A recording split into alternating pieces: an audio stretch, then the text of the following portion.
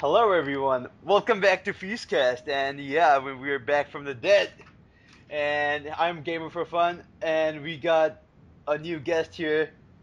Well, well, we were supposed to have Synthia, but I guess she's been away. But as soon as she comes back, I mean, we're gonna just plug her in. So for now, it's me, Gamer for Fun, followed by, as we all know, Twos. Hello. Yeah, he's happy because he's just waiting impatiently for Borderlands 2. I mean, I guess everyone is. Yeah. And, and Also, I of didn't course, sleep. what? I'm not. I didn't sleep, so I'm not making any sense now. Oh yeah, poor guy. I mean, it's probably like somewhere around 6 a.m. for him. So, Yeah, it's 6 a.m. so yeah, I mean, he's doing so much for us. So we should all, at least giving him a pat in the back for that. And of course, we have a new member in the show, Super. What's your name? Super Massive? Yeah, Supermassive 20. And hello. And I can already beat twos. It's 5:22 a.m. here, and I haven't slept either. So this should be an interesting show at least, where we're all just kind of like, yeah, brilliant, awesome. Can I go sleep yet? But yeah, so I'm the new guy, I guess, really. But yeah, just to tell you a little bit about myself, I'm a predominantly PC gamer. I enjoy all sorts of different games, and I'm also sort of a kind of a amateur journalist. I say a sort of a kind of a maybe because I generally don't like trying to say that I am. But yeah, so I do a little bit of writing here and there. My main things that I do: make videos, live stream games, stuff like that. And yeah, and blog for my site, thegamerpost.com. So yeah, that's me. Oh, that's pretty cool. So, so can you tell us like some of your favorite games or any favorite developers you have or publishers? Oh, well, the favorite developer of any PC gamer worth their salt, and I'm going to say that straight out now, and I'll probably get absolutely flamed for it, but never mind. It has to be Valve, because obviously they own Yeah. Steam, they Yep. make the best games known to man, and yeah, so Valve and my favorite games will probably follow then is Half-Life 2. They're just those games. I mean, I grew up well, I'm 22 now. I grew up kind of in the 90s. As I was getting to the point where I could game, around about when I was about 6 or 7. I had a PC, and then I played kind of. I think I had a PlayStation as well. Actually, I played Crash Bandicoot, and I kind of played some Quake, things like that. And then Half Life came out in '98, and that was the first game that I'd properly played all the way through. And wow, what a changer! I hadn't been really playing long. I haven't been playing all the way since the 80s when you've got all these Ataris and things like that. But even in that short space of time, that completely changed from being these games that were just running around doing whatever you like for a bit of fun to having this massive story, this really long campaign that, well, it's still pretty long today because I've recently played Black Mesa, the Source remake of the game. There was a fan remake, took them 8 years to do. Yep. Um, and that took me a good about 10-15 hours to get through. So as a kid, God knows how long it would have taken me to do Half-Life. But yeah, so those are my favorite games. Favorite games of recent times, I suppose, would be, well, if I go by genre, I like my good old first-person shooter. Of course, everyone likes to go shooty. I like RPGs as well. I'm one of those rare people that likes racing games as well. I'm not too, I'm not fantastic at them, but I'll play them. I'm competent. I enjoy it. And also things like Diablo 3. Yes, I'm one of that. I'm the fifth person in the entire world to like Diablo 3. And also, just usual affair really. The kind of normal games. I like a bit of Dota 2, which is Defense of the Ancients. For anyone that doesn't know what Dota stands for. And League of Legends and things like that as well. I like all sorts of different games, me really. Oh, that's pretty cool. And so, tell us something about your game journalism. Like, is that a private website you started, or do you work with a lot of people? Well, it's my website. I started it. I've now taken on. Well, I'm in the process, sorry, of taking on. It's been going for about 4 months. I started at the end of May. We're now coming to the end of September, obviously. So it's getting to that 4 months mark. And I've actually just got to the point now where we've just gone through a massive site update. We've changed the look of it completely. It's gone from being a kind of a personal blog to a gaming website that can take multiple people writing for it, can really, it's got all the bells and whistles needed to host proper decent content. So I'm in the process of taking on writers. I've recently taken on a content manager, and these are all voluntary positions. But yeah, I've been kind of shouting it out there to say, hey, anyone wants to write for the site, come and do this. But yeah, it's all my creation. All of the stuff on there at the moment, it's completely my work. And I've probably for the last 4 months just kind of been ripping my hair out. So, what is the URL for your website? The URL is www.thegamerpost, which is obviously thegamerpost.com. All right, everyone. There you have it. Thegamerpost.com. Make sure to visit. Yep. In fact, they can even open a tab whilst they're listening to this and have a little browse. They'd be like, yeah. oh. Whoa, you can do that. Multitask, everyone. Hey, I'm doing it and I'm recording them. Oh, there we go, look. Technology these days, damn. Oh, it's incredible, isn't it? Yep. But yeah, so that's kind of that's my side of things, my day-to-day life, just to give people that. I don't want to drone on about myself too much, but yeah, that's the kind of the day for me is to go. I do have a normal job as well that I get paid for, pays the bills, etc. But yeah, come home, play games, write, do things, and just get it all sorted. That's kind of my life. Oh, that sounds great, to be honest. Like, that's the life I'll tell you. Come home, play video games, write about video games. Oh yeah, anything involves video games, I guess. Hell yeah. Yeah, why not? It's just great fun. It's nice to be part of the atmosphere as well. I mean, you've got all this, gaming is such a brilliant thing. All the fans, no matter what they're fans of, whether they're Nintendo fans, PC fans, Xbox, PlayStation, or even just like the games themselves, they're all so passionate. They all want to know so much. They're all knowledgeable as well in their own, kind of areas. Yeah. And you just get this massive knowledge of just how big and the scope of the entire industry. It's just a wonderful thing to explore and to kind of write about and to look into, really. Exactly. So, well, we're really glad to have you on board, man. Well, I'm glad to be here. First of hopefully many. Oh, definitely. And so, before we dive into our topics, I mean, I'm just gonna ask each of you what games are you playing? So, Tooz, you start. Well, I'm playing a bit of Black Mesa, re-release of Half-Life. Yep. Oh, I didn't get far though, because I've been playing Dark Souls and dying a lot. Oh, that's cool. I mean, I installed the Black Mesa project. I haven't started it yet, and hopefully I'm gonna get a lot of time and just gonna dive into it. Yeah, I've been playing Dark Souls so much. I made a blog about it and told it you died. Oh, that's brilliant. Yeah, just to kind of chop in my own thing there, I definitely recommend Black Mesa. If you haven't started it yet, definitely just dive in there, full on, just go. But what I'd suggest is don't say, oh, I've got a spare half hour, I'll have a little go of the first level, because once you start, that's it, you're set for a couple of hours. Like you need your first experience of that game needs to be about 2 to 3 hours long, just so you can take it in, because there is so much to take in, and it is, if it doesn't beat your expectations of what you thought fans could do, then wow, you have some of the highest standards known to man. but just on a Dark Souls note, I'm actually kind of really quite jealous of people that play Dark Souls, because I haven't managed to get my hands on it yet, and I am so anxious to die over and over again. I just want to. I mean, I don't know, like I said, I just saw the intro video of the Black Mesa project. I mean, it is just amazing. I guess this game was came out in the late 90s, right? 1999 or something? 1998 was the original release. Alright. I mean, even the voice acting, the sound effects are so good. I mean, just shows you Half-Life, when it came out, it was way ahead of its time, right? Yeah. I mean, definitely.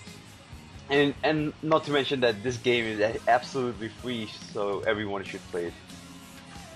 Yeah, indeed. Yeah, it's completely free. I mean, the reason it was created was in 2004, shortly after the Half-Life 2 release, Valve decided they were going to re-release Half-Life with the Source engine, and they kind of they didn't do a fantastic job of it. They just kind of slapped some of the features of the new engine in, and then it kind of felt a bit like, well, you haven't really done a full remake. You haven't remade the game. You've just gone, well, you can have a ragdoll physics engine, element here and there. It was still the same textures and everything. So this Black Mesa kind of project was built on the fact that the fans weren't really satisfied, but it wasn't so much as, with the typical sense, and this is kind of why I really like the PC community, and I'm sure there are other communities similar, but rather than just kind of sit and feel a bit sore about the whole situation, they kind of got up and they went, right, well, hang on, let's just do it. We love Half-Life. We want to see the original remade as it should be, and they just spent 8 years doing it. And that's, that was their lives, and they did it all for free. And it was just born out of that, well, hang on, we want to give people what we thought we should have had. Yeah, I mean... You like Valve, because Valve allowed this. Bethesda didn't. When there was a guy working on porting Morrowind into the Oblivion engine, the project got shut down a few years in. Because it was against their EU LA. Oh, right. That put a lot of out. Yeah, I mean, that's pretty cool. I mean, it is just amazing that how well they remade the game. I mean, I felt like I didn't feel like I was playing a remake of a 90s game by any chance. I was thinking that every time I was playing the game Black Mesa, felt like I was playing some game in this generation. I mean, sound effects, the voice acting, the atmosphere, and everything was so good. Yeah. I mean, it still holds up to anything these days today. Yeah, I mean, they redid it all themselves, which I thought was absolutely incredible. I was expecting to see, some voices that maybe weren't quite on it. I mean, the two that got me the most were the voices for Dr. Kleiner and Eli Vance, because obviously they're now voiced in the Half-Life 2 games, so they have a voice. We know what they sound like. And then for the voice actors to actually be able to mimic that and sound like them, and they do. And I was just amazed at how that must have taken so much effort to do, to find someone that could then do that, or to actually sit there and work on that impersonation. I just thought it was incredible. Yeah, this is what I like about PC gamers. I mean, if something is really undone, they'll finish it all by themselves. Yeah.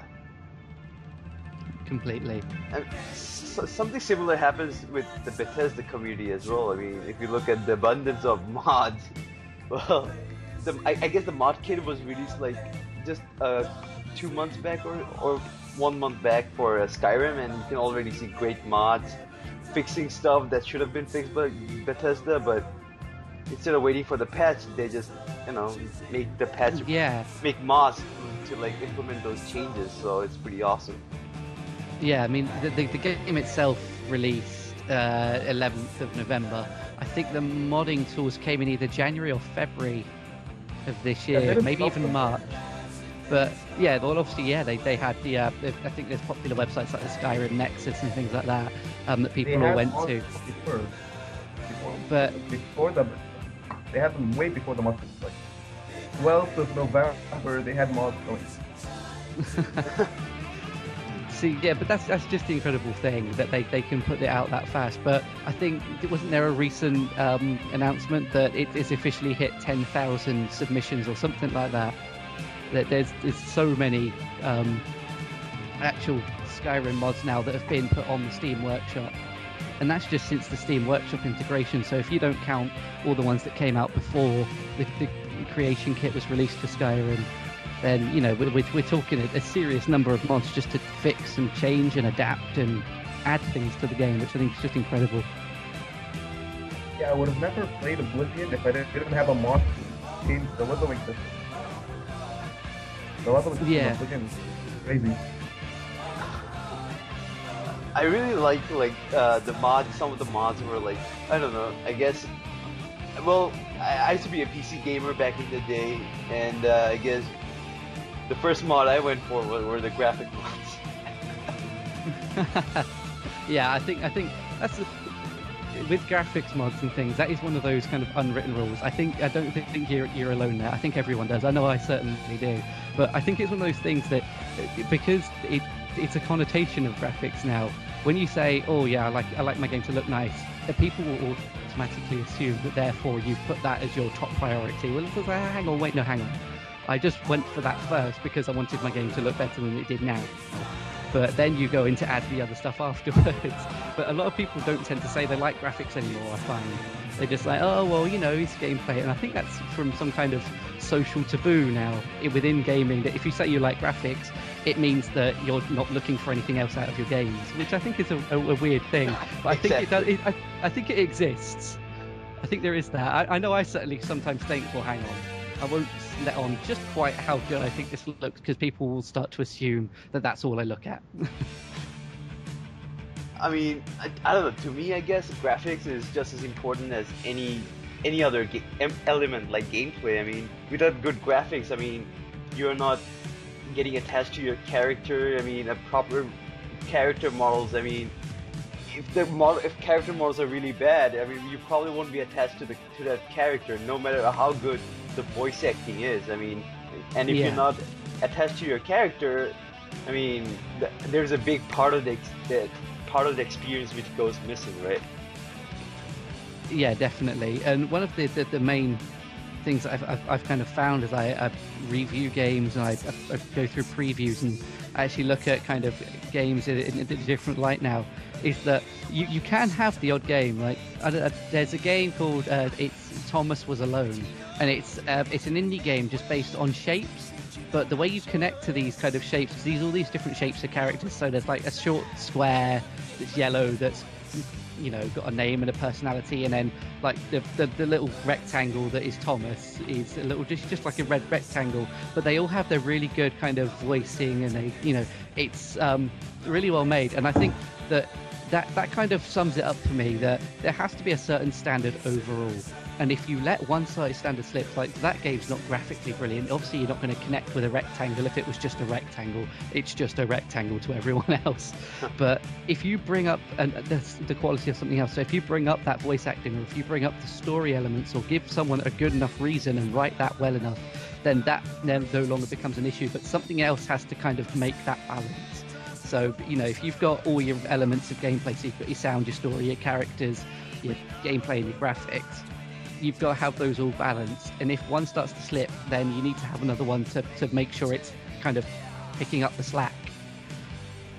Exactly. I mean, like, I'll tell you what, like the game, the Limbo, I mean, it's not really graphically intensive, but for some reason, even though it's all black and white, you get attached to that boy. I mean, and that really lonely world, like, I mean, he traverses through it. So I mean, like, it has a lot to do with the visual art more than the technical stuff, I guess. Yeah, it's definitely more about art style rather than that pure power.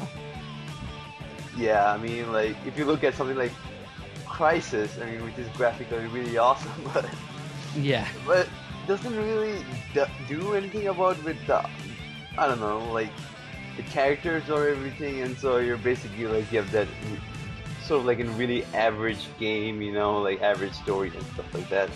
But on the other hand, you have some games which aren't technically nowhere near as good as Crisis, but has a really colorful, art to it and style to it, and you get attached to that game even much more than you did in Crisis. So, that shows. I mean, the most important thing about visuals are the art, and I guess some people just like pure graphics, I guess.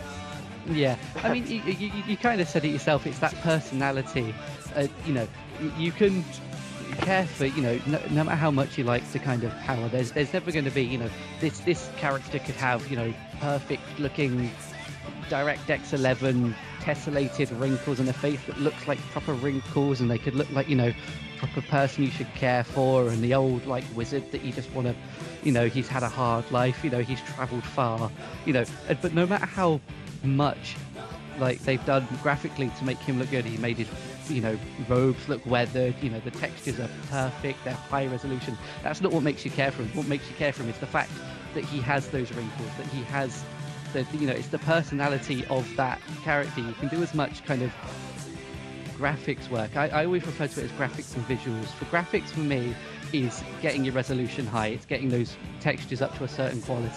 It's doing that. And then you have your visuals, which is your visual style and your art. And that's where that personality is that you mentioned, that I believe is where, people will actually judge whether it's good graphics. Because I think you can have a low resolution, like the Borderlands 2 is recently released. I'm sure we'll be discussing that in a little bit. But that's, when you look at that game, everyone has said that game looks beautiful. But when you actually kind of get close up to it and you look in at the textures, they aren't that great. And that's the clever kind of tricky part of it. They're not, fantastic textures. It's that cartoony art style that makes that look so great, and it's that personality of it. And I think that's kind of a key thing when it comes to that. So, Tooz, I mean, like, you're playing Dark Souls at the moment. I mean, that game is, well, personally, that game is the epitome of dark fantasy games with great visual art. Like, what can you tell us the art about that game? The first time I rode the elevator, I saw the giant tree with the blue,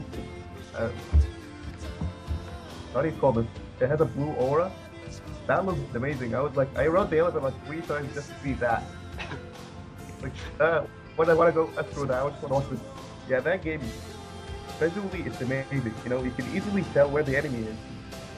It's perfect. Everything is well balanced there.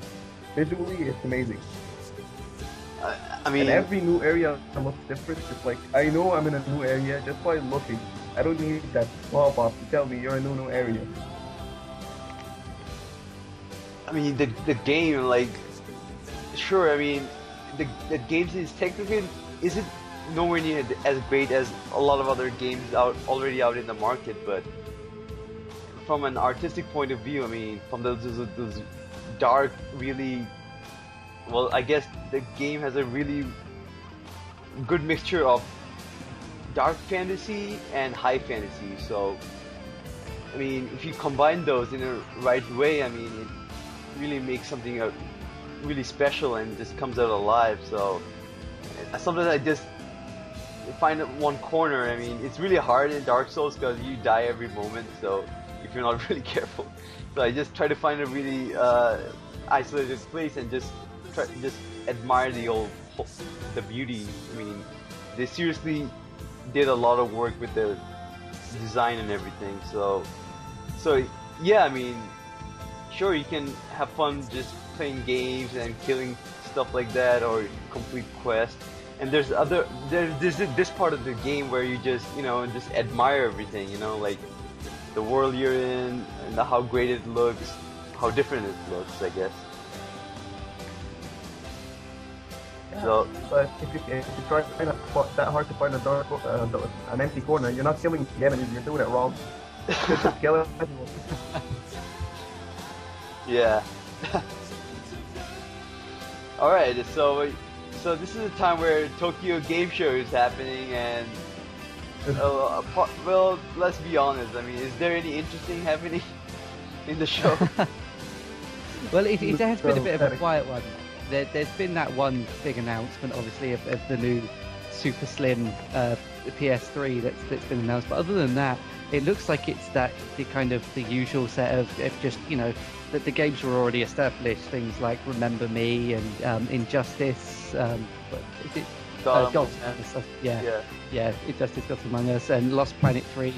And a lot of that is kind of there's been a bit for The Last of Us as well. But it's all these games that we already know about. The games that were big at E3, and all the games that were kind of at Gamescom as well.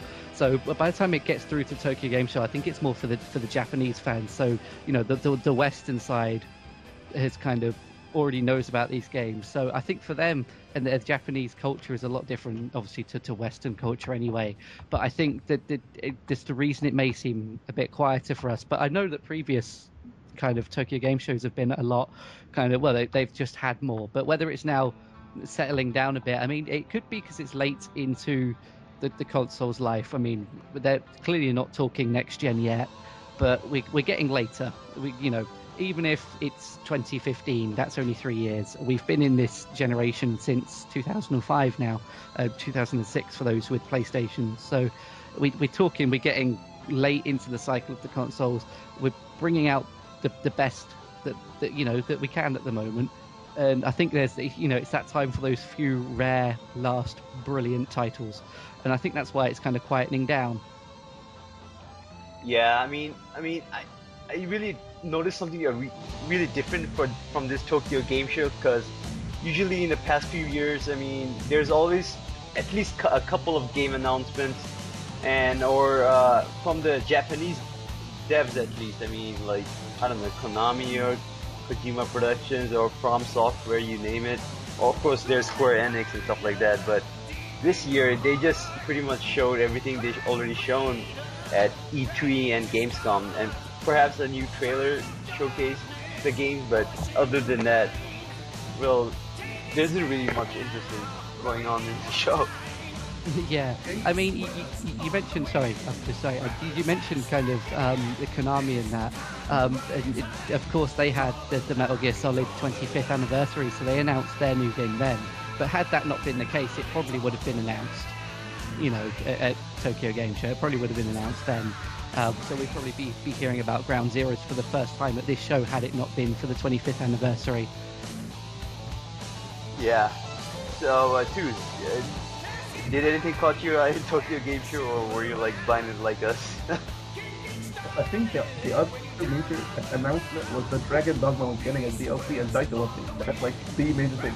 New PS3, Dragon Dogma, DLC, and then nothing else. Oh, that's really a bit sad, huh? Yeah, I've been trying to look for news. I was trying to look for topics yesterday. I couldn't find anything. Yeah, to be honest, I completely forgot that the TGS was going on, and to be honest, it really slipped through my radar, because it really would have if I didn't see that TGS, that button you have on GameSpot.com on the left.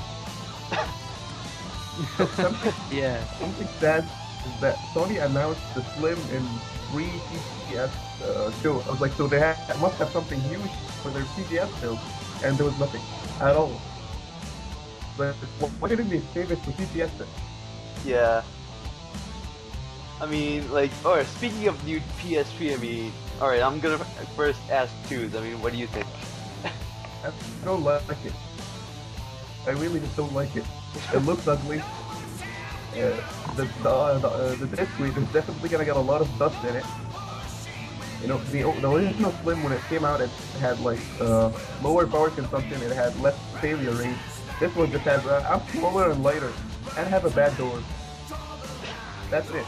There's nothing going on for it. What about the power input? Does it I don't think they mentioned it. I guess there are some improvements, I guess, but not that much, I guess. Not something to talk about, from the jump from PlayStation Fat to the Slim. Not something as drastic. And the failure rate. But I don't think the Slim had that much of failure anyway. Yeah, I never really came across anyone whose PS3 Slim, showed the yellow light, but I know someone. Yeah. You know someone? I hate it. Yeah, I know someone with a Slim went that. Oh, that sucks. Yeah. Alright, so Supermassive, what do you think of the new PS3? The new PS3, I think I'm much on the same as Tooz here. My issue is, once again, that this top-loading kind of slider door, I think it's too prone to damage. I've got a feeling that eventually it's a button-operated system, so you push it, and then obviously it's just a mechanical system. There's no electronic trickery there, because it's simply you press the button and it makes this horrible clacking sound as it goes back, and it's just horrible. But that means that it's just simply you're pushing in a button that will then release a latch, and then it just flicks back. Well, eventually there'll probably be enough, unless you clean it every day, which is going to become an issue. Very few people, maybe collectors, will make the effort to do that, but a lot of people tend to just want to buy their console, put it on their shelf, dust it once a week, and that's that, and they're quite happy with it. But I've got a feeling that may not be enough with this, and that eventually, you know, especially if you've got family, if you've got young kids or anything like that, you know, kids get their grubby mitts over everything. You know, they're constantly, you know, eating chocolate, ice cream, you know, and then they'll be like, yeah, what's this? This is shiny. And then, you know, it'll get clogged. And one day you'll press that button and your slider hatch won't open. And then you'll have to sit there forever with using a fork or something to try and actually get the discs out. And then, Actually, as Tu said, the loader itself will get dusty and damaged. I think it'd be worse if you couldn't close it. You know, if the latch got broken and the door stayed open all the time. You have to put like a weight on top of it. Yeah, that's another thing as well. If it's so that if it doesn't close properly, does it then read? You know, is that closing mechanism, you know, a crucial part of it? But I think. Sorry, go on. I've seen that happen to the PS2 Slim. I have a friend who has like a big weight here. He carries that around with his PS2, and he has to put that on top of the disc as well. Yeah, so you know, it's kind of clearly they're not learning from maybe a previous mistake that they've made here with these really kind of. I know it's cost cutting, and that's, you know, it means that they can manufacture these and get them out there for people to buy, and it's, you know, they haven't got to raise the price of it. But it's just, I think losing the slot loader it's just, you know, they should have worked on maybe other areas. Maybe the whole thing didn't need to be this glossy plastic fingerprint inducing, you know, dust attracting, dirt showing monstrosity that it is. And, you know, maybe they could have made it a matte finish and just, you know, because matte plastic is a lot cheaper. You don't have to, you know, the manufacturing for it, as far as I'm aware, is, you know, a lot easier. And you can just use that. It doesn't have to be anything special. They could, you know, they don't have to make the outside of it that higher quality, as long as, you know, one of the fundamental parts of it, which is putting your games into it, doesn't then become an issue 3 months, 6 months, or even a year down the line. I mean, like you guys said, I mean, I have the issue with the disc tray. I mean, I think it's stupid. I mean, like, what were they thinking? I mean, sure, like you said, I mean, they're trying to cut down the cost of using cheaper components, but sure, by this time, I mean, like, it's like the PS2 came out like in the late 2006, right? I mean, by this time, I mean, the component parts should come down drastically. I mean, you can already make a lot of profit from the components, and so why even go the extra mile and just destroy the exterior? I mean, make the whole thing look cheap, right? I mean, why not just keep it how it was and just make money out of it, because the manufacturing cost would automatically come down. I mean, sure, you can make a lot of money from it, but why go with these extra redesigns which are quite unnecessary? Just I don't understand. Yeah, and I think another thing with this new PlayStation, this is maybe my personal view, but I think this it seems so bizarre. I know the Xbox has had several iterations as well. You've got the Xbox and then the Elites, and then you've got the Slim, and then you've got the Slim 4GB version, and they're all kind of different in different ways. But the PlayStation's gone from its original, and then it's gone for Slim, and now we're going for Super Slim, and this is getting this late. I mean, when the Xboxes we have now are likely to be the Xboxes we'll have until Microsoft announce the new console. Yeah. Whenever they do that, I'm not I'm not the one to know when that's going to happen at all. My prediction, E3 next year they'll start talking. The year after they'll probably show them, is what I reckon, but don't hold me to that, obviously. But I think this late in the PlayStation cycle, because as I said earlier on, it is, you know, they've gone down as saying it's going to be, you know, they're expecting the PlayStation 3 to live till at least 2015, you know, and I just think this is releasing this Super Slim is reinforcing that statement. I don't think they've made this decision thinking we want to get a cheaper product out there, because they're not releasing it cheaper.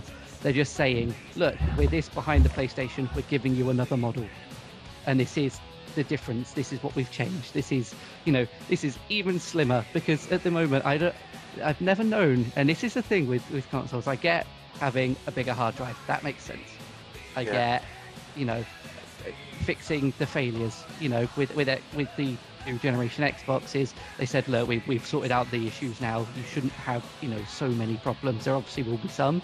We can't make it perfect, but we've really worked on that. But what I can't understand is I've never known anyone to go, do you know what?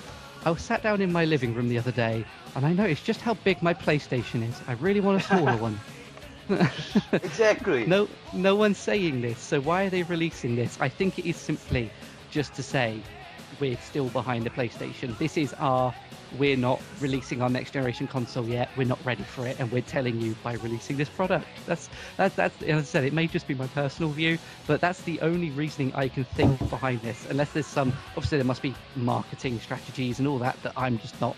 I'm not a marketing kind of guy, but that's the only thing. The only sense I can make of it is just to further back up their, they're definitely adamant that PlayStation will have its 10-year life cycle, which would take it to about 2016 before a new console was to be announced or even to go on sale.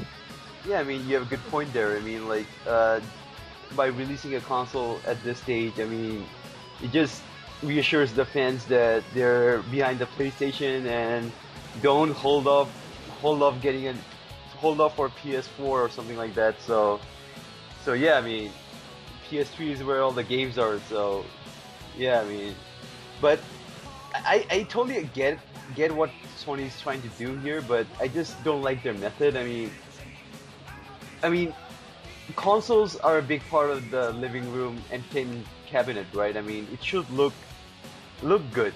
I mean, as of right now, I mean, every PS3, I mean, it just looks uglier every iteration. I mean, they should the exterior should be as important as the interior, in my opinion. I mean, but now it looks like your barbecue in your living room. Your TV. Yeah. Why do you have a barbecue next to your TV? Yeah, why is it connected to the TV? Exactly. I mean, I don't know. I really like Sony. I mean, I wouldn't lie to you. I'm a fanboy, but some of the things just pisses me off. Like, it just doesn't make any sense. Like the barbecue PS3 we talked about. Yeah, I think it's because the Japanese, maybe we don't think the same way they do. Maybe they see things a lot differently. Yeah, maybe they want their living rooms to be more representative of their kitchens, and maybe their kitchens look more like their living rooms. They've got a toaster that looks like the perfect replica of a Nintendo Wii. Whoa! Really? Maybe, this could happen. Yeah, maybe. Why not? I mean, like, maybe that sort of like goes in a psychological level that you can relate to some other things in your life, like you said, the toaster for the Wii. That's sort of like something that you can relate to, I guess. That sort of like makes things a lot easier. I don't know. I'm not sure. I can talk about it. Like, I just see PS3 as this new PS3 and something I really want to avoid it. I just hope my PS3 Slim can carry me towards the end of the generation without breaking it down, because otherwise I have to get the newer slimmer model, and I really don't want to get it. No, I think it'll be fraught with all sorts of issues. Just looking at actually some of the other TGS news, it's just a couple of things I want to bring up regarding another Sony product, which is the PlayStation Vita. They've obviously announced the two different colours now. We've got red and blue. Not sure of any. I'm going to see if I can find out, but I'm not sure when they're heading over to the West. But so we've got different colours now, and also the PlayStation Plus service is coming to the PlayStation Vita as well, which is, I think, a really quite a good move, because, well, Sony are doing things kind of right at the moment, but I'm thinking it may be a little too late. I mean, they're a good company. They've got a strong catalogue of games, but with this Vita, I'm not sure why they're doing this. I mean, they're making it cross-compatible. They're making it so if you own a Vita, you've essentially got a way to connect your mobile gaming to your home console, and it's it works perfectly. You can cloud save, you can do all of these kind of things, and it's absolutely brilliant. So they kind of got their own version of, I'm going to say it, the Wii U. Essentially, they've got that thing where, but you can't take the Wii U obviously on the bus with you or whatever. But they're making it that, and that's a really strong thing to do. But I'm just thinking that there's 3 years left on. They're saying 2015 is, the cut-off date at the moment for the support. Well, I say cut-off date. That's when they're looking to support the PlayStation 3 up until. So by that time, I'm guessing they'll be then talking the next iteration. Actually, it doesn't mean that. So. Well, yeah, but they'll be kind of. PS2 kept getting support even after PS4. Wait, what am I saying? PS2 kept getting support after PS3 was launched. Wasn't God of War 2 released after PS3? Yeah. Yeah, but it'll still keep getting games and obviously and things like that. But what I mean is they'll stop, solely focusing on this, and then it'll start to become about the next iteration. They'll start talking. They'll start to release concepts. Yeah, I don't think that's what came in there. I think that's what they. I think the next generation's like by 2014, if they're gonna keep supporting the PS3 2015, because that's what Sony do. They keep supporting the old one even after the new one's there. They kind of quite possibly.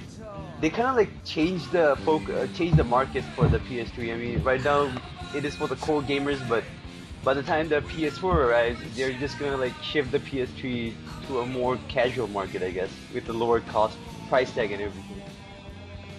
I mean, yeah, they could certainly do that, but my main thing, kind of getting in with this, the PS Vita being so intrinsically linked to the PlayStation 3 now, is that in 3 years' time or 2 years' time, are we going to see a PSP Vita 2?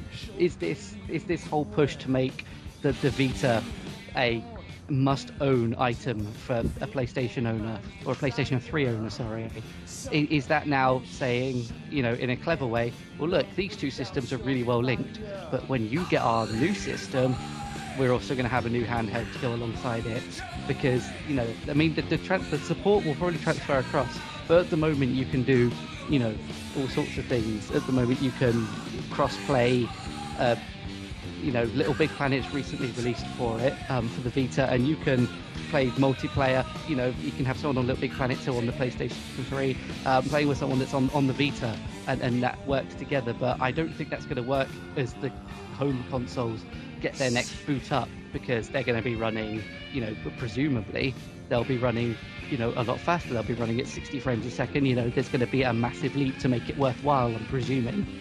So based on assumptions here, really, and speculation a bit, but it seems like they're connecting the Vita to the PS3.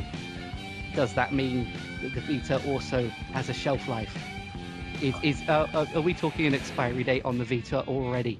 Because we know with the PSP that they like to keep releasing new versions. Yeah, I mean, I think when the PS4 arrives, I mean, I think we're gonna see a better connectivity between the Vita and the PS4, or by the whatever it's called. Basically, like, PS3 was designed to be connected with the PSP, the original one. But now that Vita came up, I mean, they're just trying to use the existing technologies to somehow integrate both of them. But by the time the PS4 arrives, I think they're gonna have a proper integration, or perhaps using the extra horsepower, they can, I don't know, perhaps they can emulate some of the games, or they can, like, something like DLNA, when you can stream from your PC to the TV, and the PC is doing all the work, and you can have something with the Vita. I mean, like whenever you're on the supermarket or on the bus, I mean, you can play PS4 games on your Vita, because all the processing is done on the PS4 side. And who knows, maybe we finally see Gakkai on the work. Maybe it's gonna handle all the offsite processing. That could certainly do that. I mean, with the Gaikai streaming, that would kind of make sense, really, to have that. I mean, that would be, from my point of view, that would be a nice thing to have. So Sony have teamed up with them, and then maybe Sony have come to them and said, well, look, we want to make it so you can stream the games from your next generation consoles onto our mobile devices, and you can have that smoothly. maybe maybe that's what they're looking at, as well as a streaming service for home consoles, so you can rent a game for 24 hours or however long. But maybe also having that thing where you can then take it on the bus with you, just over an internet connection with the new, God knows, we'll have 4G connections and advanced infrastructures at some point in the next few years, hopefully. That will mean that wireless gaming and things like that will become definitely a lot better. But yeah, so it would, I think that for me would be a nice thing to have. But I'm just, my concern is, I mean, I'm not a PlayStation 3 owner. I am a Vita owner. I do have one, and I'm just, with how closely they are linked together, I'm just worried that I don't want it to have that kind of, I don't want it to have an expiry date. I don't want it to kind of die out as the PlayStation 3 dies out, and then I've got to go and buy the PS Vita 5000 or whatever they're going to call it. I don't think the PS Vita is gonna die with the PS3. If anything, I think the PS3 will survive because of the Vita. Sony seems to be they're gonna make the PS3 survive the PS4 launch as a Wii U kit, an anti-Wii U. You have the PS3 and the Vita, and then you have the exact same features as the Wii U. But the Vita, actually, you can take it on the bus. It's not a gamepad, it's not just a controller, it's a full portable console. That's what I think Sony's trying to do here. Yeah, I mean, I can understand the concern from the Vita owners, but I can assure you that that won't be the case. Like, in fact, when the PS4 arrives, I think you're gonna get more out of your Vita, so you guys shouldn't worry about it. Well, let's definitely hope that's the case. Yeah, I'm thinking of getting the Vita as well. So yeah, I mean, by the way, I mean, we have a new member that joined the show right now. Hey, Vaivod, what's up? Hey, I'm sorry I'm late. It's alright, I mean, like, we were supposed to have someone else, but yeah, she didn't arrive, so it's okay. I mean, more people, the merrier, right? Yeah. So, I mean, we're just talking about TGS. We just talked a bit brief about TGS, so is there anything like that caught your eye at TGS, or was it like really something that didn't interest you like most of us? There was an article that I was reading before, and it was talking about how mobile gaming could be the next most popular sort of gaming, and I don't quite agree with that. I don't know, what do you think about it? What gaming is it? I'm sorry? Mobile gaming. Mobile gaming. Oh, okay. So what do you guys think? I'll let Tu take the first hit on this one. I've got to I've got to sum my thoughts together. Tu, I mean, you have the new HTC One X, right? I mean, what do you think? I mean, I play all the games. They look amazing, but they've always have that prefix. It looks amazing for a mobile game. It doesn't just look amazing. It looks amazing for a mobile game, and the controls have to be they have to be touch controls. If you make a first-person shooter on that, it controls really bad. I mean, you can't put any of the original genres and consoles on a mobile. It controls really badly. And other than that, the games are really short. Most of them are grindy, so they're good for like the bus ride or during lectures, but you're not gonna make it your main gaming console, Oh, I just bought a mobile, I'm not gonna buy the next gen PS4 or Xbox 720 or whatever. You're gonna buy a console if you're a real gamer. exactly. I mean, that's a problem. I mean, the games, they look incredible, but once you try to play it, I mean, like, it just wears off. I mean, like, the touch controls, I mean, if you want to try to play a 3D game like a third-person shooter or the first-person shooter, I mean, without physical buttons or analog sticks, it just doesn't feel right. It feels. I hate virtual keypad joysticks. I hate them. From the bottom of my heart, I hate them. Even on a tablet, they're crap. Yeah. So, super massive. I mean, what do you think? Well, I'm not massively into mobile gaming myself. I'm an Apple fan, I'm afraid, people. Oh Oh. no! Come on, No way. Apple I- man. You should have told Well, me Now we that. have to talk about the iPhone 5. Well, the iPhone 5 is a complete waste of time for a start. I'm not that much of an Apple fan, but I do tend to play kind of a few games that I get from the App Store. But I'm kind of much in agreement with everyone else that it's, I'm not sat here thinking Angry Birds is my new life. I'm not, it's not going to be, I'm not going to sink 200 hours into that game like I would something like Skyrim. But at the same time, I was just thinking, I remember from a while back, there was actually something called Project Fiona that's by a company called Razer, and it's actually a gaming tablet. Now, it's a gaming tablet, and I noticed it kind of brought it to my attention as you guys were mentioning, that the lack of the control. You have to have touch screen controls, and it's all kind of really finicky. It doesn't work well with first-person shooters or many of the other genres that we're used to playing on our normal home consoles or on our computers or anything like that. But this actually has kind of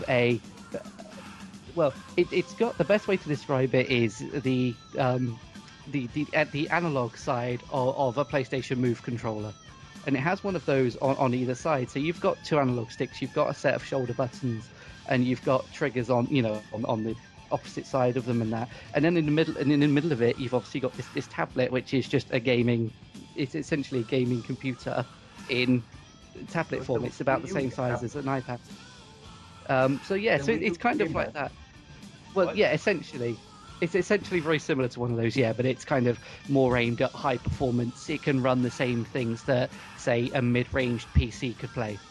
So we're talking quite good performance in terms of that kind of thing. I'm not 100% on the Wii U specs, especially for just the tablet itself. I'm not sure if the tablet itself can sustain running a game without the original console doing the work. I'm not sure how that bit works.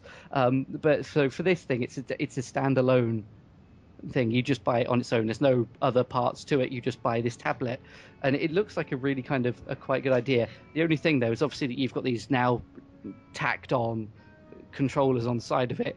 Say you want to go back to using it as a tablet, you're in the middle of work or something, and you're in the office. You think, oh yeah, I've got yesterday's reports. They're on my tablet. You pull it out, and all of a sudden you've got these two massive controllers on the side of it. It's not really an attractive looking tablet.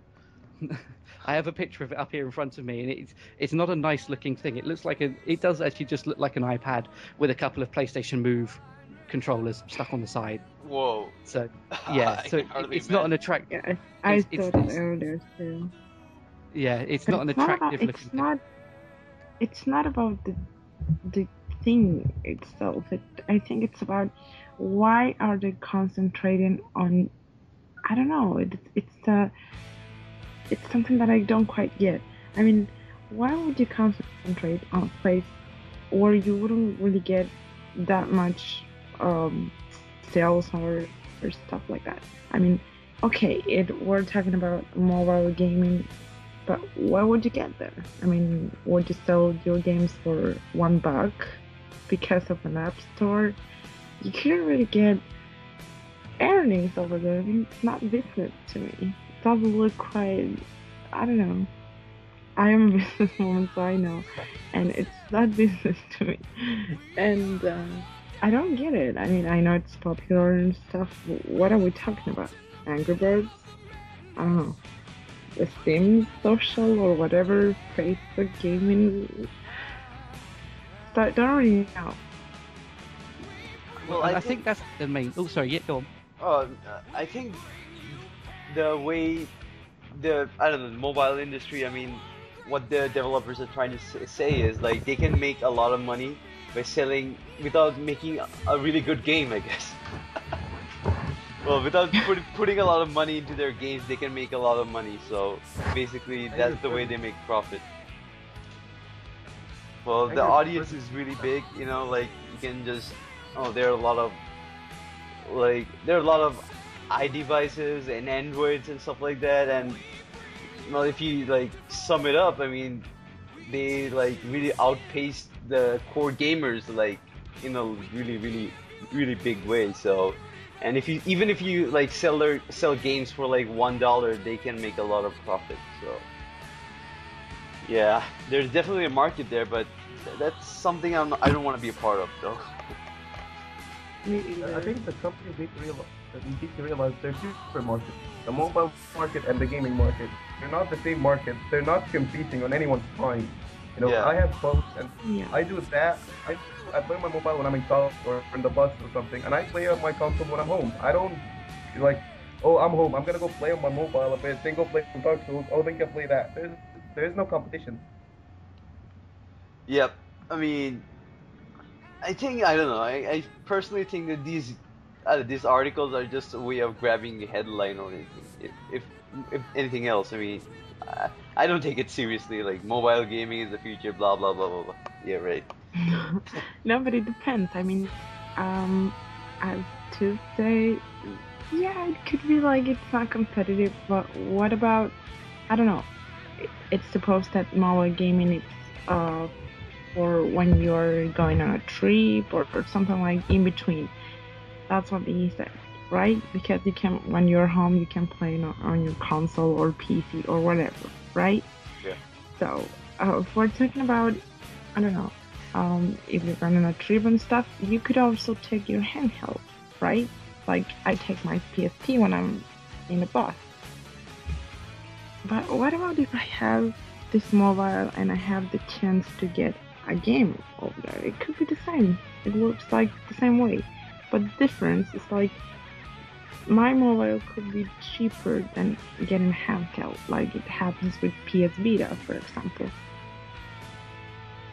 And you were talking about that, about the sales and stuff on PS Vita. I think it could be explained for that reason too. I mean, So it could be competitive at some point, if you think about it.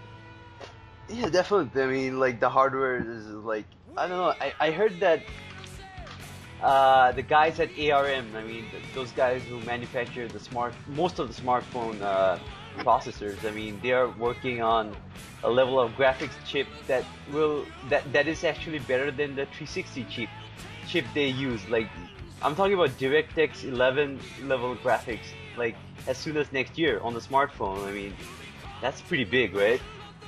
Yeah, absolutely.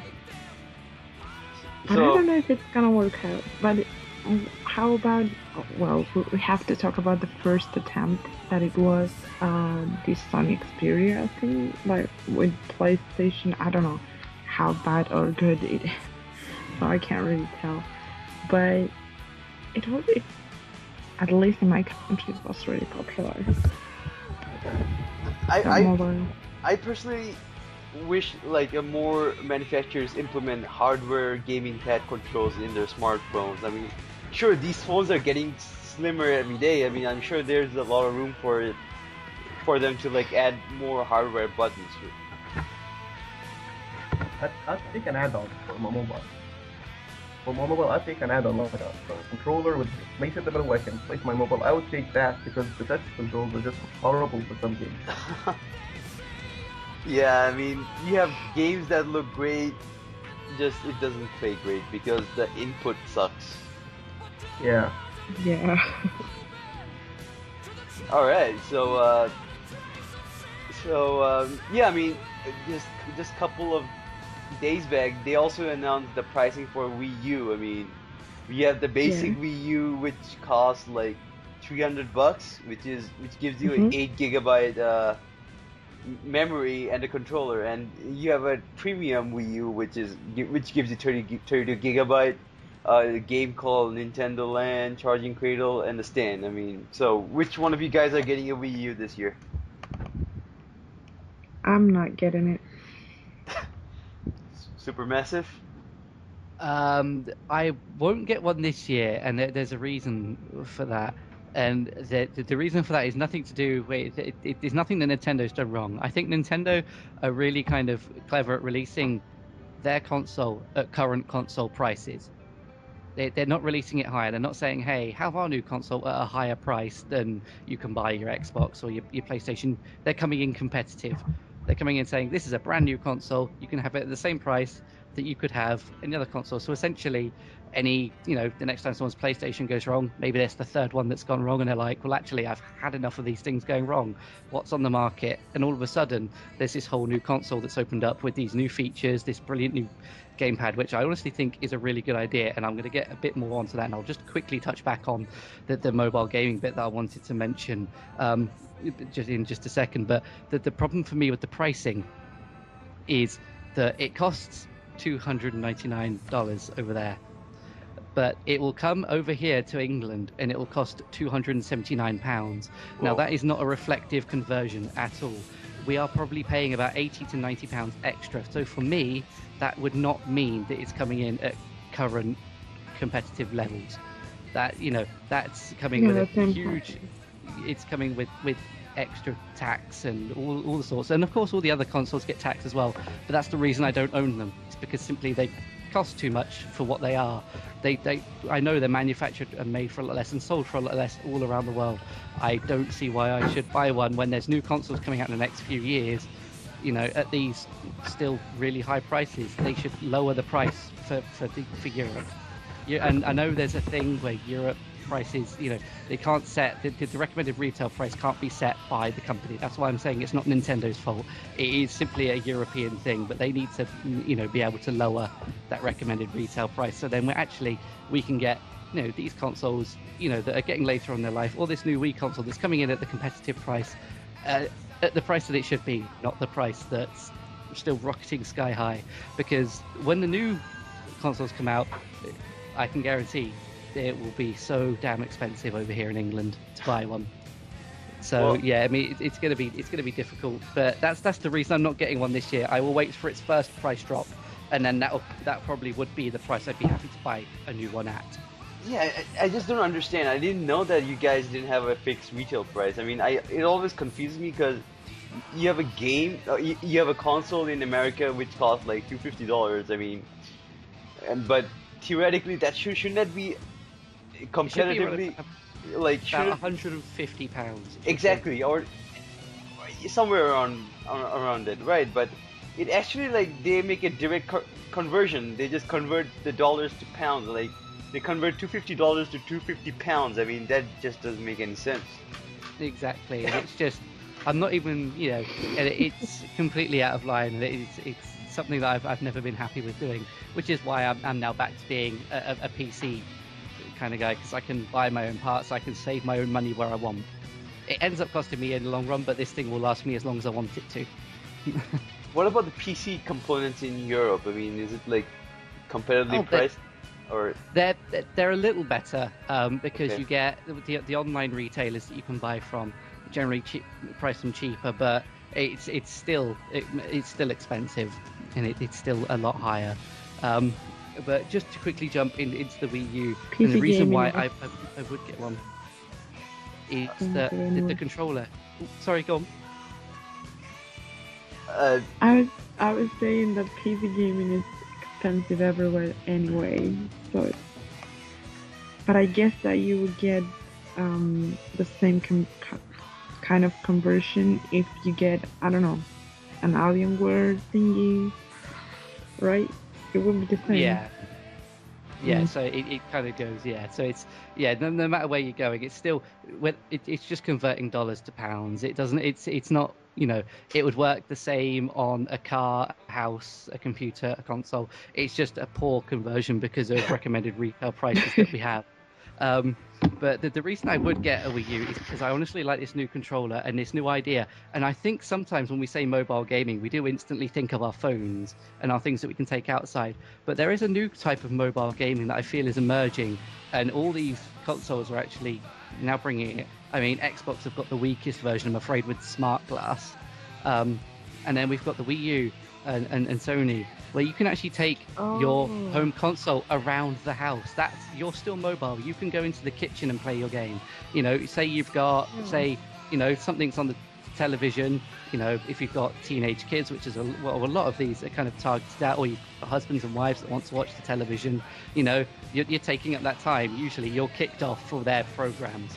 That's generally how it works. It's always the gamers who have to suffer it.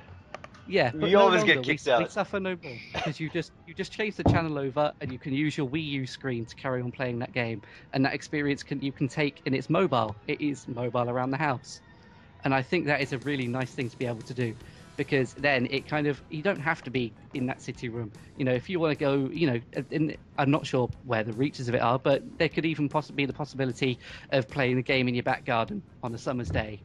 Yeah. So, I really like that kind I of idea. still prefer my handheld for that. Yeah, to each its own, I guess. I mean, like, it is a really good feature to have, like you said. I mean, when someone else comes in and you have to leave the TV room, but you don't want to leave playing a video game, so you can just switch to your gamepad and just take the gamepad to the next room. I mean, it's really cool. Something really cool to have.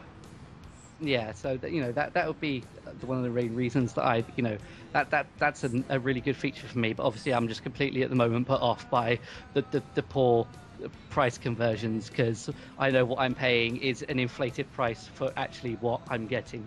So I'll wait until the first price cut. So not for me this year, but watch this space. I may have one soon. And of course, there's another thing you can do with that gamepad is whenever you play split screen game, like local multiplayer, the second player can use the entire controller screen. So in that way, I guess the TV doesn't split up, and kind of makes gaming a little bit easier. Unfair. Yeah, that's another thing. Come on, you have a 7-inch tablet screen, and he has the big screen TV for himself. That's not fair. Nothing is fair in life, I guess. I'd go with normal split screen. Yeah. Nothing is fair in gaming industry anyway. Okay, so twos. I mean, for us gamers like us who are more PC gamers, PS3 gamers, and 360 gamers, is it like really necessary to get the Wii U, or do you see any reason why we should get the Wii U? Well, I don't know. I just got my PS3 last year, so I'm not in the market for a new console. Even if Sony goes like, it's not making any more video games. PS3 is not getting anything. I still have a lot of games, so I'm not even looking at a new console at the moment whatsoever. I agree. Something about I don't play PS3, but I agree. I'm looking at the gamepad. It's a great feature to take around the house, but what I'm worried about is developers are going to make a lot of gimmicky interfaces with it. The stuff we've seen, they're really stupid. Like, ooh, look, you can play, and you have the map in front of you. So now, instead of looking up the screen for the map, now you have to look down outside the action to see the map. It's not a great idea. Yeah, I mean, mean, the Wii U yeah, go ahead. The Wii U would be suitable for someone who wants a specific game that comes on it. But as just said, I don't really see the necessity to get, I don't know, the need to come along with all of this new next gen and stuff. I mean, I still have many games to play on my Xbox, and I don't really think that I will be getting a new console next year or 2 years later. You know what I mean? I still have too many things to explore on my console, and I still have my handheld, so I don't really see the need for next gen yet. And I remembered that I read, well, a couple of months ago, that it was this famous developer, and he said the same. I mean, he was saying that he didn't see the market needed this, and I don't know, there are still many things to do with the consoles we have already, so yeah. Well, I don't know if you get my point. yeah, I mean, if I say Wii U, I mean, I can't. Well, personally, like, second screen isn't really something that interests me. I mean, as far as I see the only reason I might want to get Wii U somewhere down the line is because of some of the Nintendo games. But then again, I'm not a Nintendo gamer, so I just don't see a reason to get Wii U. So maybe somewhere down the line when the cost comes down, like $100 You would cheaper or consider something. getting it. Yeah, like $100 cheaper or something, then I'll probably get it. But as of right now, there's no need to rush in and get one. And the games are probably, and I can experience all the games pretty much the same on my PS3. So there's, well, I don't see any reason to get the new console right now. When do you guys think the Wii U price will drop? I mean, it's starting pretty low. I think it's going to be a year or two before we even see it drop. No, wait, 2 or 3. Did I think? Well, Oh. I think we're gonna see a price drop, perhaps when the new PS4 or the new Xbox arrives, even if the price drop is as small as $50. Yeah, which isn't like 2 years. Because, well, they haven't announced it this year, so it's definitely not coming next year. Yeah, that's Yeah. probably really late. Yeah, that's what they said on TGS anyway. Yeah. At least Tony said that. And oh yeah, I mean, there's something I want to touch. I mean, something that just doesn't make sense to me. I mean, the Wii U. I mean, the premium Wii U, which costs $350. It has a 32 gigabyte built-in memory. I mean, that's it. I mean, does that feel something really wrong to you guys? I mean, 32 gigs. I mean, what about the DLC games and what about games which require hard drive installations? I mean, is 32 gigabytes enough for a console for any generation? I mean, if this generation or especially the next generation. I No. wouldn't say necessarily that it is enough. I mean, they certainly don't have downloadable movies or any, they don't have music or anything like that you can download. So they don't need the huge 500 gigabyte hard drives that we now see in Xboxes and PlayStations and things like that, because you're not downloading as much. And I think still, they've seriously kind of underestimated what they've put themselves in for here. They've got now a high definition console, and I don't think they've quite prepared for the size of the content that's coming on. If they're going to be chasing third-party developers, then most of these DLC add-ons are about 1 to 2 gigabytes per add-on.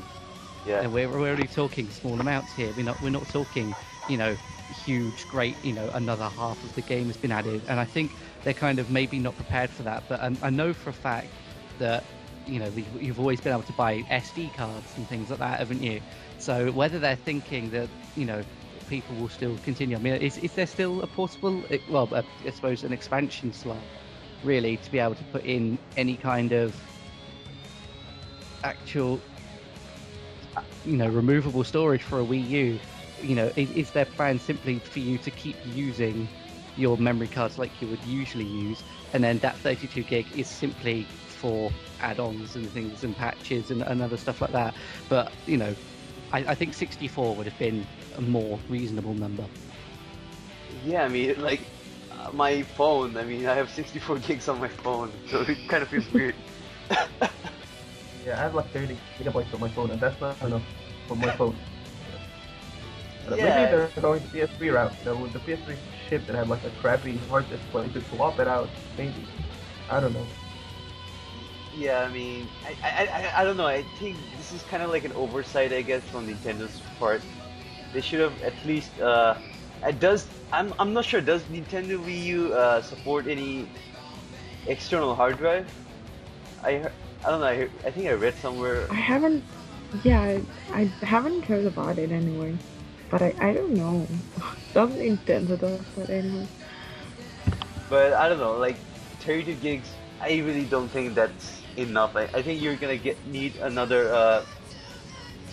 I don't know. I guess you need to hot swap the memory cards. I mean, you have to like keep a stack of memory cards at one point, because I really don't see one 32 gigabyte card gonna last the entire generation for you. Okay, so I'm actually seeing something here. Right, okay. So I've just actually done a quick web search whilst you guys have been chatting, just to see if it has. And apparently, according to, I can never pronounce his last name, but Reggie, I think it's Fils-Aime, which is obviously the president of Nintendo America. He's actually saying that it will support up to 3 terabytes of external hard drive space. Oh, 3 terabytes. that's Oh, that's something. pretty cool. Yeah, It has Yeah. definitely. So You can basically, attach. It'll have USB ports, so you can attach any 3 terabyte, anything up to 3 terabytes worth of an external storage device. So if you've got a 500 gigabyte external hard drive, apparently you can use it. so But can external hard drives are slow. I don't see myself loading a game from the hard drive. yeah, I mean, It depends. did so can you use that hard drive for game content, or is it strictly videos, music, and stuff like that? I mean, You- did they clarify it, or just No, you can. No, it's just a quick update. I mean, I use hard drives for my Xbox, and it's not as slow at all. I mean, you have it just to do, I don't know, 1 minute configuration, and it's all set up and stuff, and you can already use it. You can choose what amount of space you want to use for that specific for my Xbox. I mean, and it's not as slow at all. I mean, it works pretty well for me. I think what Tooz was trying to say is the read-write speed is probably low, and No, it's whenever not the drive speed, it's the port speed. SATA ports are faster than USB. I'm trying to look Yeah. at it. I mean, I think if you use external hard drive to store game data, I think Yeah, that- I just found it. The SATA is like 1.1 gigabytes per second, so it's like pretty much capped at the speed, the read speed. USB is like 21 megabytes per second or something. Unless it's USB 3, yeah. then it's okay. I think Nintendo is using the USB 3 because if they don't, I mean, yeah, that won't work because USB 2 you can use that. That's pretty low for game content. And oh yeah, Yeah, so I mean, so I mean the new thing right now is the Kickstarter projects. I mean, crowdfunding and everything, which allows gamers like us to pour money into projects that normally wouldn't get any publisher support because of the risks involved. So that kind of made a way to a lot of great stuff, like Tim Schafer is making this pretty awesome game, a pretty awesome adventure game, which you don't see a lot these days. And of course, I want to talk about this new gaming gadget which is coming out, perhaps, which is in R&D phase right now, which is called the Oculus Rift. Have you guys heard about it? Yep. yeah.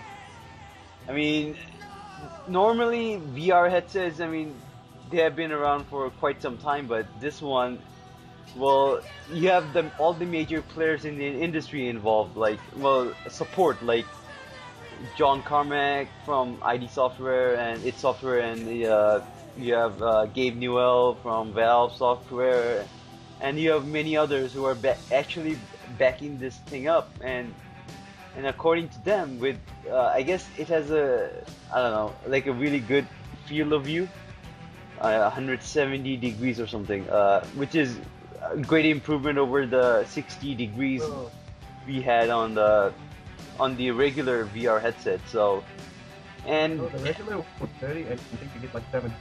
70. Okay. So, Yeah. anyways, Joe Carmack talked about that thing for an hour and a half. so that's a really big improvement, a big jump in the field of view, which kind of makes this thing a more usable than those other VR headsets. And so, yeah, I mean, so what do you guys think of the Oculus Rift? Personally, I think it's. I'm not sure whether I'd be ready to switch. It sounds like a great idea. You put this set on, you're completely immersed, you're in the world, but essentially there is an outside world around you, and I don't just mean get outside, go and do some exercise kind of outside. I mean, you know, there are objects around you. If you're then putting yourself, you know, at what point is stopping? Are you putting this on and then simply moving your head to look around, or are you, you know, is it using your hands, if you've got to be wary of other people nearby. I mean, you see enough accidents with motion controls, things like the Wii U, like people hitting other people and all this kind of thing. Are you going to be, moving around, knocking into lamps? Have you got to clear out, with this Kinect, you've got to have 6 foot by 6 foot, you've got to move your couch to the back of the living room and shift wardrobes around and everything. Just what playing space does this require is one thing I want to know. Because if it's a case of you sat in your gaming chair, you put it on, you're absolutely fine. That's fine by me. But if there are then requirements for movement, and obviously you're not going to be able to see what you're actually seeing, you're seeing this virtual world in front of you. So you could be doing anything, and those people with pets, there's even more. Most of them will have humorous consequences, but they're irritating if you're playing a game. Well, you move your head. Oh, you just move your head. I mean, from the VR shown, I know the John Carmack used the Oculus Rift to demo the Doom 3 BFG edition. I mean, basically you just move your head. Your head becomes the, I guess, what can I explain is that your head becomes the second analog of your gamepad. Basically, all the movement is done. All the 3D movement or camera movement is done by your head, but you actually move with the left analog stick like before. So, which is something you need to really get used to it, because we all, I guess it's all of second nature to use the second analog for the camera, but once you start to use that thing, I mean, you have to like let go of the second analog controller, because all those movement are done by your head, and use the left analog for your movement. So this is something that you need to get used to it. Yeah, I think. Yeah, I mean, I think if that's the case, it would be nice to have maybe, if when they're thinking of how to develop this, to move people across to that, because to go straight from one to the other, as you said, it's going to be really off-putting, it's going to be really confusing and disorientating, and people are going to kind of reject that idea. I think what would be really nice is, because obviously you're working on a limited space, your neck can't move 360 degrees in a full circle. However, your character in this game world can. So is there a point where your head turns, say, I don't know, 45 degrees, whether then the camera starts to do what you'd usually do when you've got the analog stick at full tilt, it then starts to swing the character around to look behind him. But what would be really nice to do is just to have your head movements as like a fine-tuning, and then you've still got that, you're still spinning around, you're still turning your character around with your right analog stick to begin with, until you get more used to it. Because I think what would be really off-putting is to have to look to my left for 3 seconds or however long while I'm turning left, even though I'm also looking at the left of the screen. What if I wanted to switch around, shoot something on the right of the screen, and there's a lot of things that are happening here that, so you've got to think about how to turn in a 3D space without actually physically turning. Okay, yeah, I mean, like that, I guess that sort of thing, like well, if you haven't used it, I guess you can really judge, I guess. I mean, I read a lot of previews, and so far it all sounds really promising, and I guess the only way to find out is to actually use it. Yeah, I mean, the idea of it itself, the 160 or 170 you said fields of vision, that sounds amazing, because there's always that thing if you can see to the left and right of you when you've got your television on, and it's kind of really, you're not really immersed unless you're, getting sucked into the screen. And I think it would help to have that kind of peripheral vision that you've got, just to really make things kind of, just to put you in that game world. And I think to have that kind of seclusion also as well, no distractions from the outside world. When you're listening to music, we have noise cancelling headphones now, because when we're listening to music, we don't want to hear cars going past, and we don't want to hear, people on their cell phones and things like that. We just want to be able to listen to our music.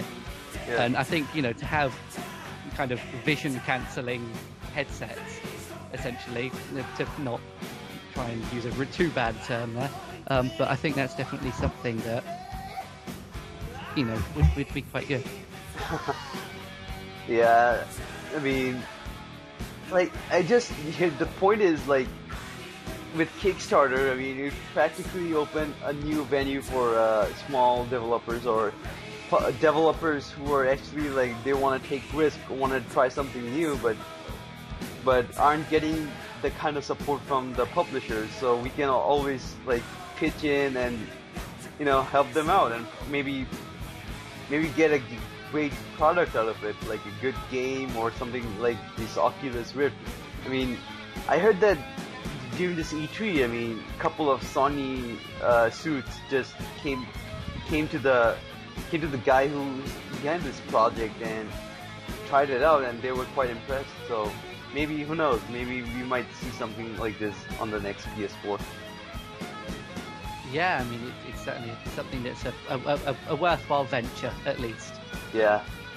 I mean, if you want to go next generation, I mean, I guess graphics won't just do it. I mean, if you give something entirely a different venue of gameplay, like this generation we had the motion controls, even though it didn't quite work well, but at least it gave us a new dimension in our gameplay. So I guess you need something new for the next generation, and personally I think this Oculus VR headset, this might be the next big thing if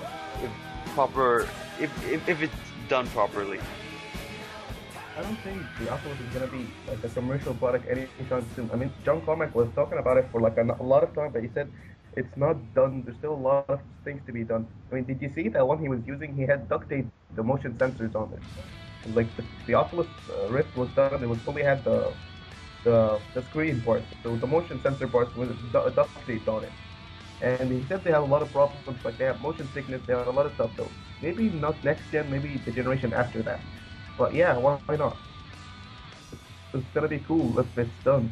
Exactly. I mean, I just hope that this thing gets proper support. I mean, there's no need to rush it. Once it's properly finished, only then you can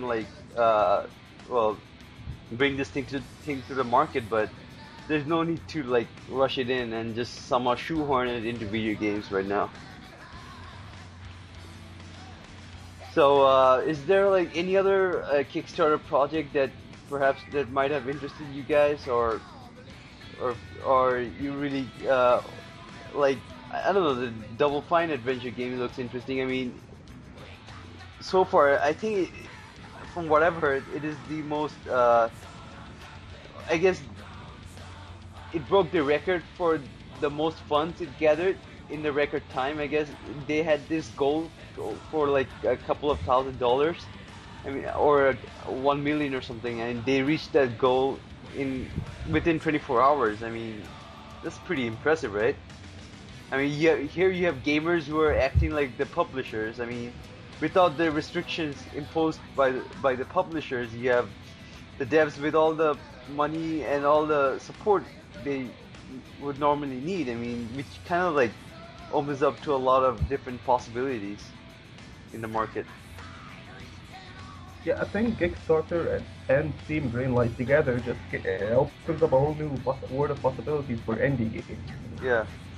You don't have to count on the big guys anymore. Now the gamers themselves are in control for once. EA can suck it for once. Yes. Yeah, I mean, surely this is something to look forward to. I mean, it's really nice without publishers acting, well, let's just say, with publishers these days acting bullish in many ways.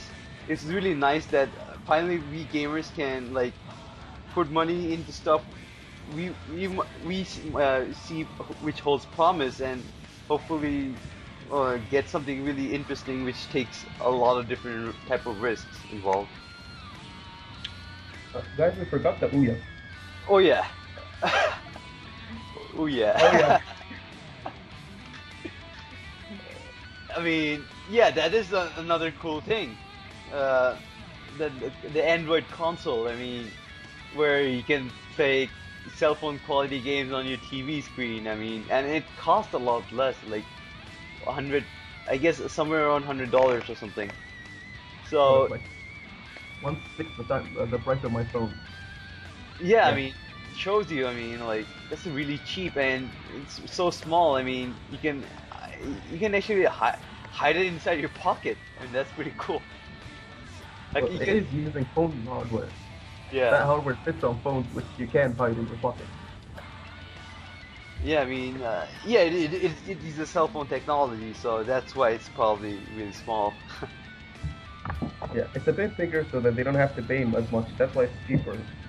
Yeah, I mean, yes, that I mean, I like the concept of Oya because you can play a lot of different type of games, free games on your TV screen, and it's a really cheap console. I mean, it really kind of makes a really good gift for someone who's just jumping into video games, or who's not really ready to like for a full-fledged console like 360, PS3, Wii U, etc. But who's just really new to video games, so it's something a really good, I guess, starter point for such gamers, right?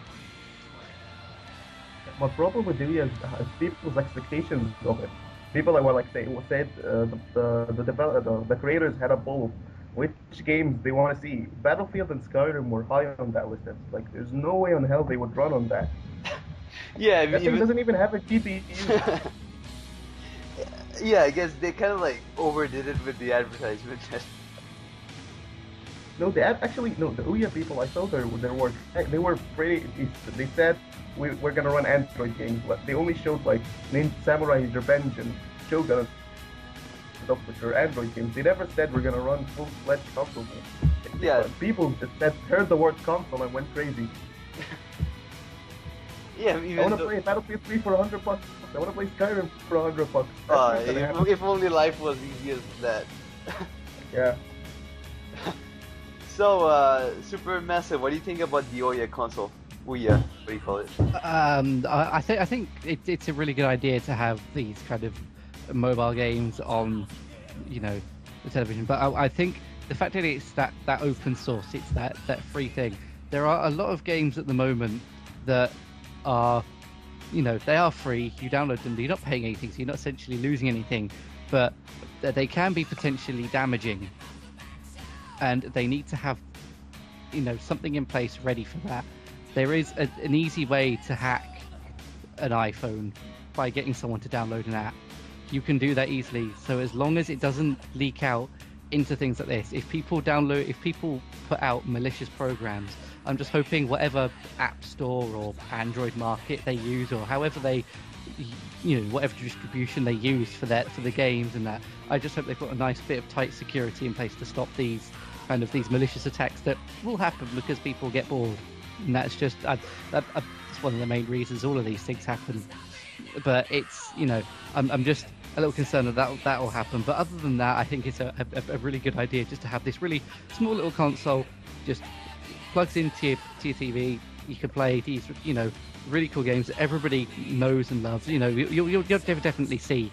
I'd be dumbfounded if you didn't see Angry Birds on there. I'd be dumbfounded if you didn't see things like, I don't know, I mean, there's a game on the iPhone called Temple Run that's one of the most popular games at the moment. You've got all sorts of different games that are just, they will work really well when ported over and given an actual controller. And all these kind of small games would just work, brilliantly.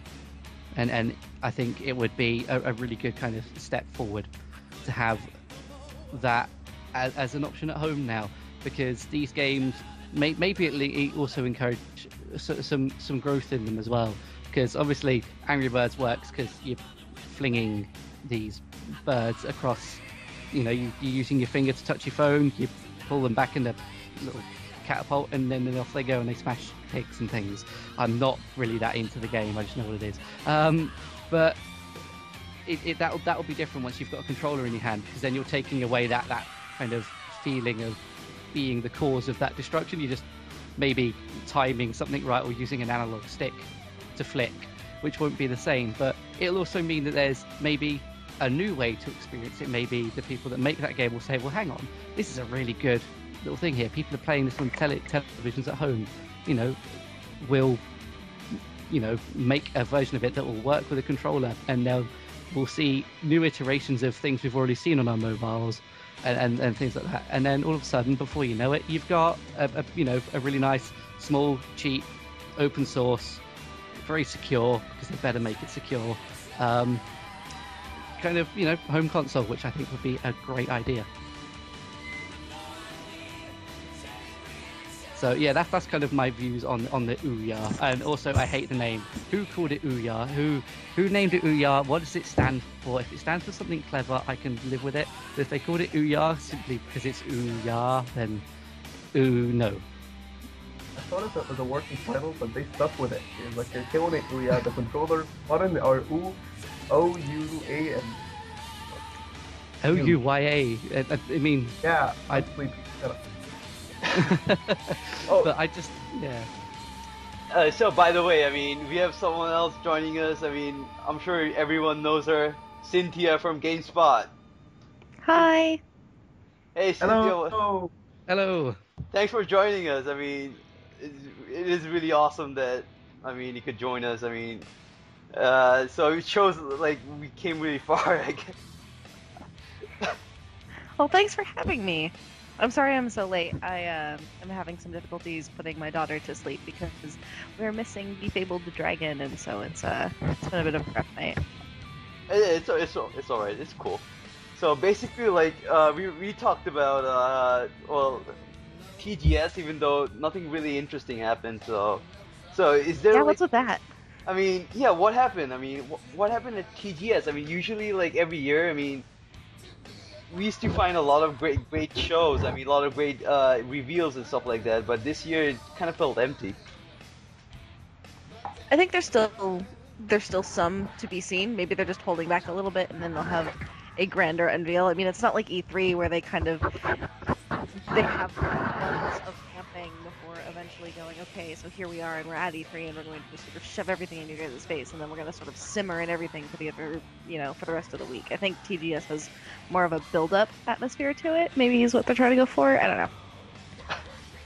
Yeah, I think the problem is, I don't know, they probably showed everything. I mean, they probably revealed everything during E3 and Gamescom, and they just, I don't know, they just probably showed a couple of new trailers for the existing games they already showed. But other than the new PS3, I just don't see anything new, I guess. TGS. Yeah, I was making the point earlier that I think that one of the major things that would have been a brilliant thing for TGS would have been Ground Zeroes, and if it hadn't have been for that 25th anniversary, we would have seen it at Tokyo Game Show. That's where it would have been announced, and that would have then maybe that would be that build up. Oh look, new Metal Gear, and everyone, as they did before, just kind of exploded for a day or two, maybe even a week. Yeah, that probably should have been how it was. I mean, I don't know, like, I don't know why they announced it at PAX, but yeah, I mean, they could have waited a bit for TGS, but anyways, I was hoping that they could have shown some new games. Like, Square usually had a big presence at TGS past couple of years, but this year I don't know, like, it felt really empty from everyone. I mean, Microsoft didn't come.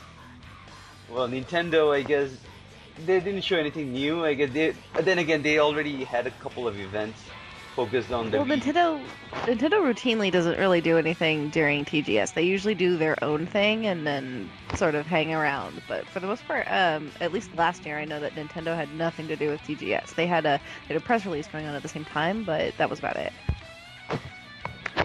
Yeah, I mean, it's like only Sony is like the only big one of the big trees who just, I don't know, shows up in events and shows something really cool. But I just hope the others, I don't know, like I kind of really miss the old days, I guess. I mean, where these events were really big and you'd expect a lot of great announcements and stuff like that. It probably excites everyone and something to look forward to. But I don't know. You just pulled the Super Slim. Don't do that. Super Slim is not cool. Don't do that. Yeah, I mean, what's up with that console? I mean, so Synthia, what do you think about the new PS3? Well, I just got mine, and mine's already pretty like. I don't see why we have to give the PlayStation 3 an image complex. I think the current Slim is perfectly skinny. So we were basically saying this new thing is yet. really ugly, right? No, I'm not saying it's ugly. I'm saying that we don't need to make a skinnier version. I mean, I like my consoles kind of fluffy. Yeah, I mean, I don't know. It looks really unnecessary to me, I guess. Like, they could have improved on a lot of aspects, but they just, I don't know. We already talked about it before. It just, some of the stuff they did was really unnecessary, like the cheaper looking exterior. Like, I mean, we usually keep our consoles in our living rooms next to the TVs, you know, like, if you keep something as plasticky as the new PS3, I mean, it just doesn't look right. Looks like you got something really cheap next to your really expensive HD TV. So this feels a kind of bit out of place. Yeah, Well- and it's that thing as well of, you know, as Cynthia said, it doesn't need to go any slimmer. I don't see, you know, I made the point earlier about it just being more of a backup to, we are still supporting this. This is new. Go out and buy this because we're not releasing anything new. No PlayStation 4s, 5s, 6s, 7s for a while yet. This is our new console. This is still what we're going with, and have that. But I find that the biggest thing that annoys me with this is the fact that there's nothing new on it. There's nothing that's actually, all I can see is they've done is they've made it smaller. And I said it earlier, and I'll just quickly say it again. No one has ever sat in their living room, sat down on the sofa, looked at the counters, seen the TV, seen the PlayStation, and gone, bloody hell, that's big. I really need a smaller Well, console. I'll stop you right there. I do remember in the old Xbox days, because I'm older than I think most of you guys. The thing was ugly, and it weighed like, there were warnings on it that don't put it up too high because if it falls over, it could kill a small pet and or Whoa. child. Like, there were warnings on the side of the box. Like, it was huge and disgusting. So like, I can kind of understand where the concern comes from, but at the same time, yeah, like, I don't need a super skinny version. I like my consoles to have love handles, like my old trusty 4 gig Xbox. Yeah, I mean, it also, like, it looks really great. I mean, it sort of like looks sophisticated if you have some meaty entertainment system next to your TV, right? So it really adds something to your living room, and All my like,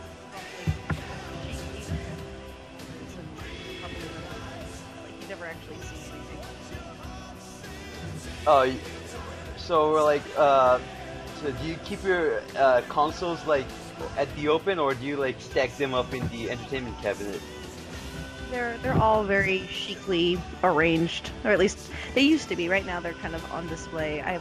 Right now my my PlayStation 3 is moving between households because I'm between households at the moment, but my Super NES and my Xbox are kind of proudly on display, though admittedly I mainly use my Xbox for Netflix these days.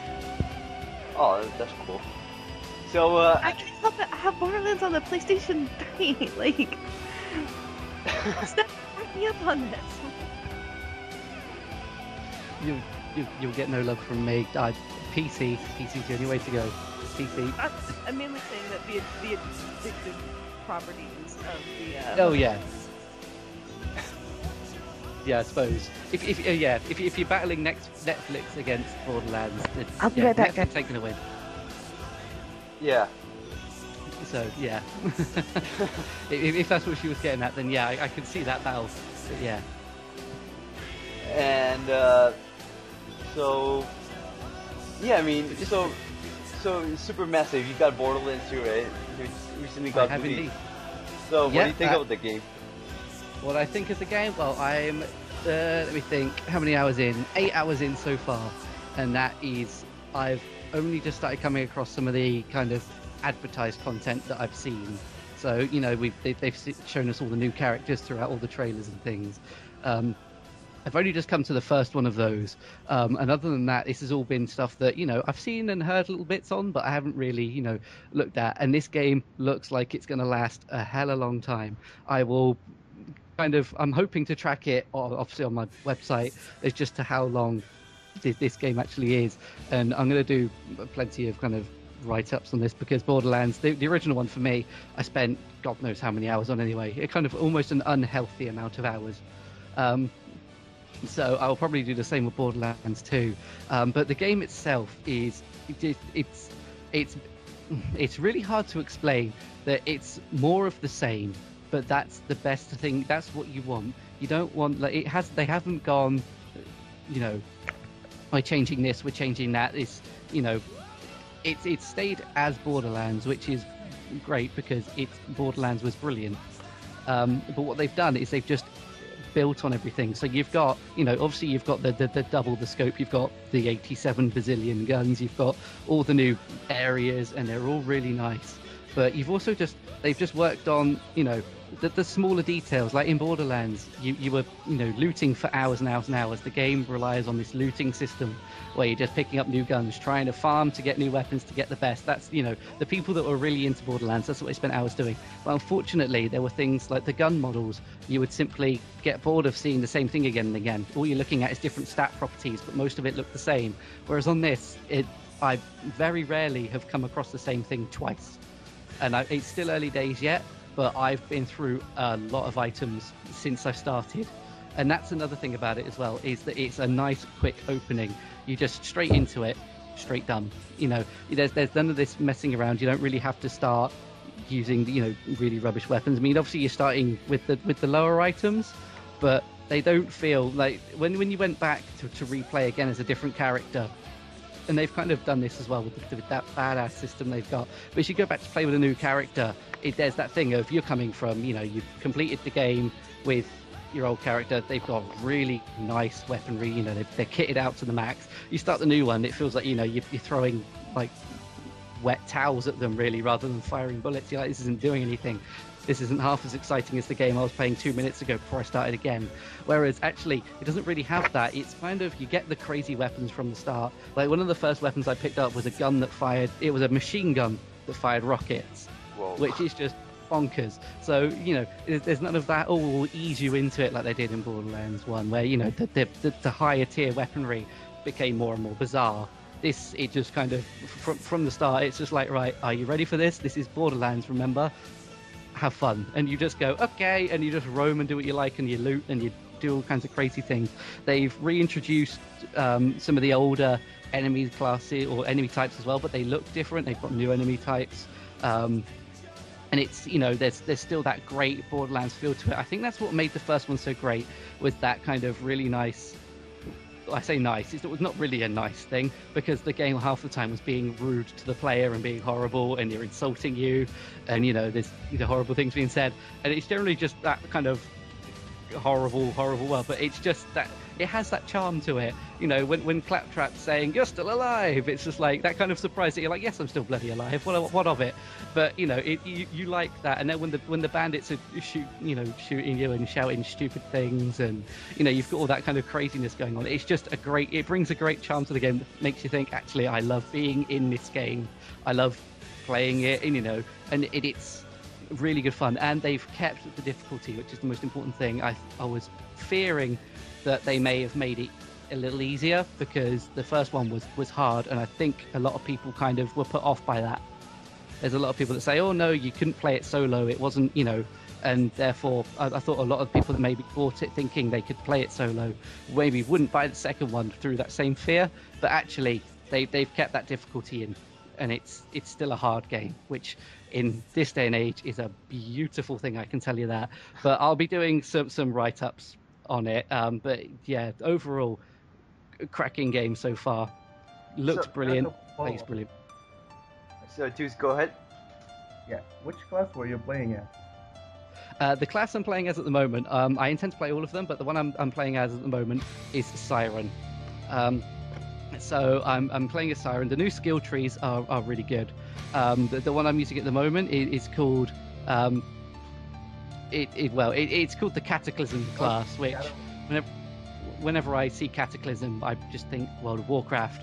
But yeah, so it is Cataclysm, and it's based on elemental damage, and it's really kind of a nice class for a strong Siren. And now the classes, and I'd like to bring that up as a point now, that the classes have also improved.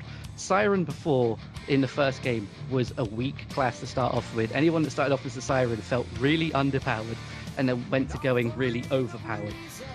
Whereas this Siren has felt really strong from the off, But when I've been playing with other people, I haven't felt like I'm taking everything. You know, no one person is taking all the kills. There's not someone with that unfair advantage. Like the sirens at the high end of the first game, you could sit there and just you didn't need your teammates. Whereas this, it's actually that co-op element of it that everyone loves is really kind of necessary, because actually there's no one stronger person than all the rest of them. Oh, that's pretty cool. Was the first one that hard? I didn't feel it was that hard. Oh, the first one, if you were playing solo. Yeah, I mean, with a snipe and solo. Yeah, I mean, and that's it wasn't kind that. All right, go ahead. But I'm playing Dark Souls right now, so maybe I'm not the right judge. I'm not the I best mean, judge. there's a thing of it is a hard game. It was tough, but those who are, you know, maybe if you play games regularly and all that, then you get used to it. I mean, I don't find it that hard. I know it's tough though. You know, it's that thing of knowing when something, like when you're playing Dark Souls, I'm sure there's you know, times where you've kind of thought, I need to get away from this for 5 minutes. But you've also had the same kind of challenges from other games. You've had those moments from other games where you've known that they're still tough, even though you're making it through. So just because you're dying repeatedly on Dark Souls, that makes that kind of difficulty really apparent. But there are moments in games where you must have kind of narrowly got through a scenario and gone, that was tough. I'm surprised I made it through. And that's kind of that's the Borderlands difficulty. Actually, I think it's because how unpunishing death is. This is like what, 70% of your money, and then you're back in the game. That makes it feel a bit easier. So, what do you think about the storyline, the characters? I mean, that was the weak point for Borderlands for me. I mean, did they improve on it in the second one? Well, as I said, it's still early days at the moment, but it's certainly feeling a lot better. There's a hell of a lot more dialogue going on. With the first game, you were kind of you got off the bus, the Guardian Angel, which only popped up about 3 times during the entire game, maybe a few more, kind of said things to you and was never really associated too deeply with the game. It was just something that popped up to say, oh, go and get a key. And you're like, all right, I'll do that then, just to give you a waypoint almost. And then these things were kind of connected together through a few bosses, and it was a really loose story. Whereas in this, the Guardian Angel has had a lot more to do with it already. Well, you know why that is, right? Well, I don't yet. I'm only about 8 to 10 hours into it. But you played the No first one, right? spoilers. My Borderlands is still in the mail. No spoilers. Okay. Well, there's a reason for that, so sleep back. But yeah, no, I'd like to also chime in that the storyline does seem to support the characters on a deeper level in the second one, from what I've experienced. Yeah, I was just saying there's a lot more dialogue. Like Handsome Jack, I don't know how much you played it. Oh Lord, I want to hit him in the face so bad. But I was saying, someone playing with, that he actually just reminds me of General Knox from the first game in the DLC pack, which is the best compliment I can give that character, because General Knox, that attitude of kind of badass, doesn't really care about your character, just it's a perfect kind of character for Borderlands, and he is the main, he's the guy that you want to kill, and he is annoying and irritating, and yeah, but also it's funny. Some of the things he says is just ridiculous. And, it kind of makes that believable. I was rolling on the floor laughing, literally. Like, I don't know why it was so funny, but I thought it was hysterical, and I literally could not stop laughing when I heard it for the first time, and I'm like, I want to hit this guy so bad. Yep. He is just generally an ass, but for some reason, it's a lovable ass. You're just like, I really like that character, but I hate him. You two are just torturing me, you know that. My copy is Borderlands 2's in the mail, and you're just torturing me. But yeah, so it's early days, but the story's definitely, for me anyway, it's feeling a lot more kind of, well, I've met one of the original characters, and luckily for me that kind of had a connection, and I'll leave it there simply because Twos hasn't got this yet, but it's not a massive connection. It's just a connection from my previous experience with the first game. But yeah, so for me, I was like, "Way, that's really cool," and that kind of, and then doing the elements of that story then became a lot more involving for me. I felt a lot more attached to it than I did in the first one. Whereas actually, I kind of went into Borderlands 2 with my Borderlands 1 attitude of going, right, well, I'm just in this to go get to the end levels and then start farming the loot. But actually, the story's gone, well, wait a second, this may be worth hanging around for. And I've thought, okay, you've got some good points. I'll start listening. So yeah, I'm starting to really enjoy the story as it goes on. Oh, that's pretty cool. I mean, I can't wait for that game. I'm kind of broke right now, so I have to wait a bit more. Yeah, it's a shame that they're releasing all these at the same time. There's so many games that I want as well. It's just annoying. I'm waiting for that game, Dishonored. That's the only game I'm really looking forward to. I'll be hopefully seeing that next weekend. Way when I'm going to a Eurogamer Expo, and that's going to be a busy weekend. But I will Dishonored's going to be there, so I'll try and get you something. I'll see if I can get some information. Oh, thanks a lot. That's really cool. It's a Eurogamer Expo.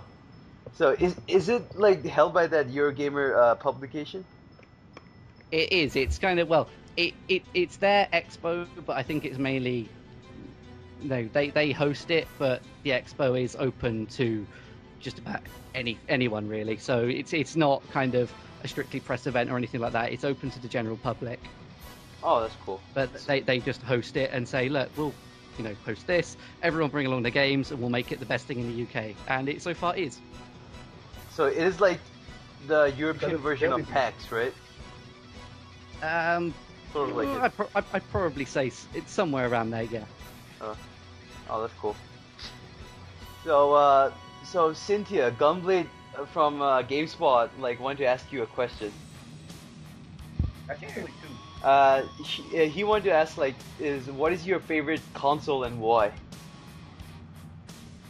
That's a really unfair question. Just gonna throw that out there. Well, any console or any gaming system, PC, it can be a PC, right? Dreamcast. Dreamcast. Oh, alright. Dreamcast. Oh, interesting. So why? So, I have a thing for obscure random games, and during the time in my life I remember having a Dreamcast, things were weird. It was high school, blah. And so I can remember going home and playing things like Skies of Arcadia or Space Channel 5 or, those kinds of games and just feeling happy. Typing of the Dead. Typing of the Dead was amazing. It was literally, Typing of the Dead was probably it's my all-time favorite typing tutor ever because it's awesome. I don't know, it just got a really high nostalgia factor for me. Second is obviously the Nintendo 64. Because of games like Castlevania, Ocarina of Time, even Pokemon Snap, which was really awesome because today Giant Bomb was doing a live stream of Pokemon Snap, and the entire time I'm just like, oh, did you know if you do that and the thing and the stuff and you'll get one of, if you put enough pester balls in the lava, a Growlithe will come out, and they're like, no shit, rah! They were cool. Oh, definitely. Awesome. My favorite console is Sega Genesis, I guess. I mean, I don't know. I guess my first game was for Genesis. My first game was Sonic the Hedgehog. I mean, I don't know. Kind of.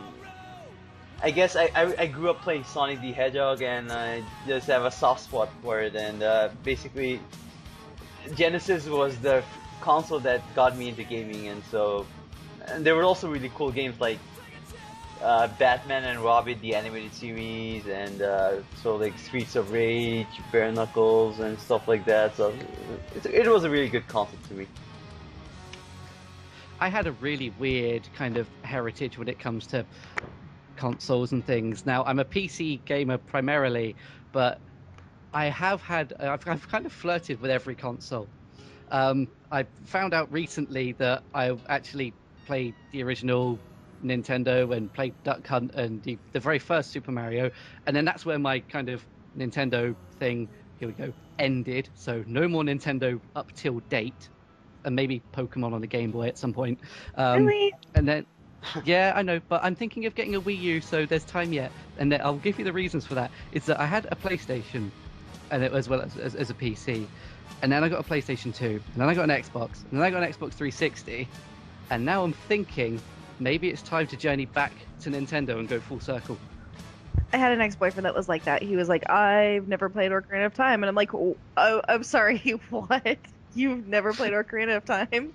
I don't think I don't think we can do this. And he's like, well, I had a PlayStation, so I thought Final Fantasy VII was amazing. And I'm like, you are hilarious and adorable, but mainly hilarious.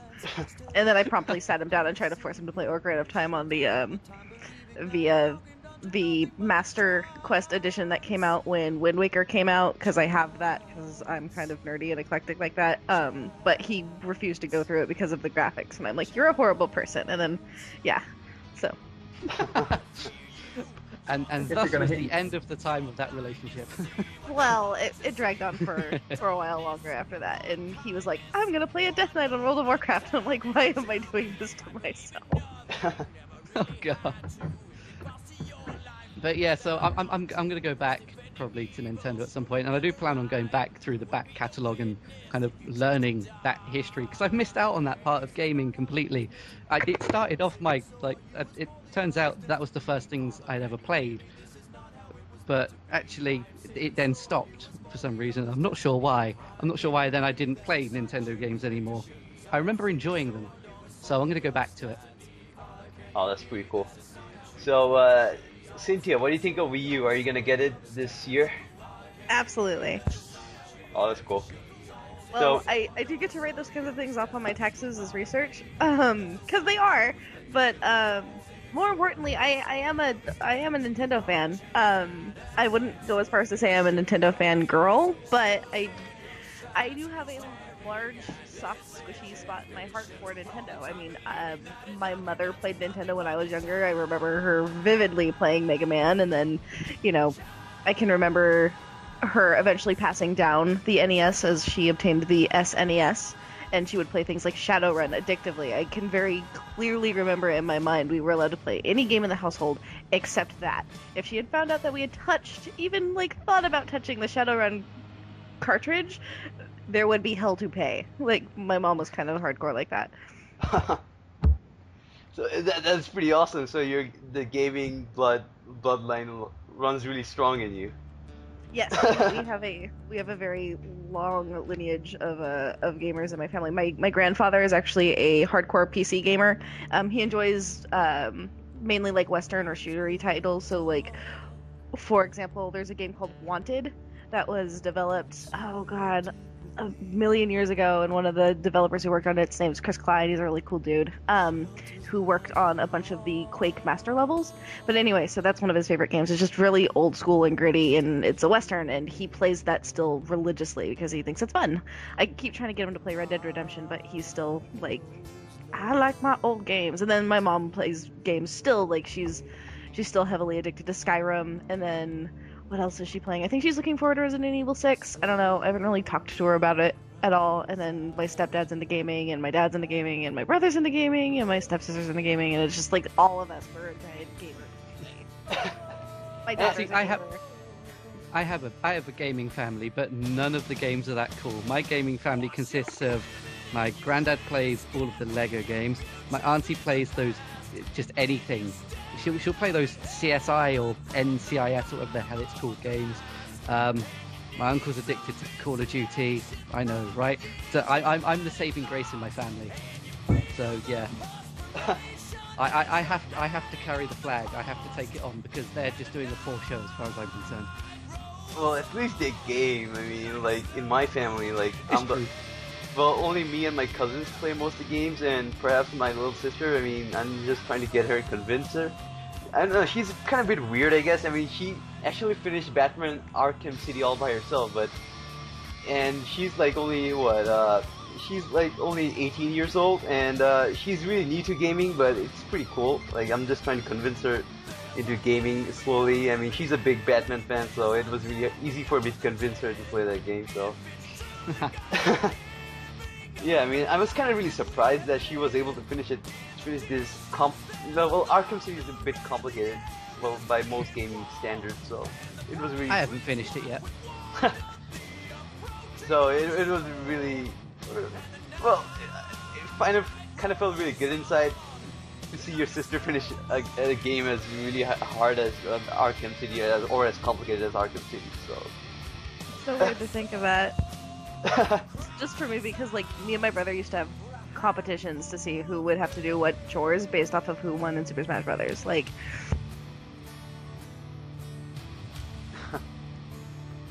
so Twos, I mean, like, in your family, like, who plays video games? Like, are you the only one, or like, do you have an entire family who plays video games? Sadly, I'm the only one. My cousins only play football games. Football? My What the hell is that? Yeah, my parents don't play video games at all, and my sister, when we were younger, she played video games. I remember we played Doom together, we played Half-Life. I remember Aladdin on the top. She had levels she was good at playing, and I had levels I was good at playing, and she was like, oh wait, it's your level, you finish this, I'll go get a drink and come back.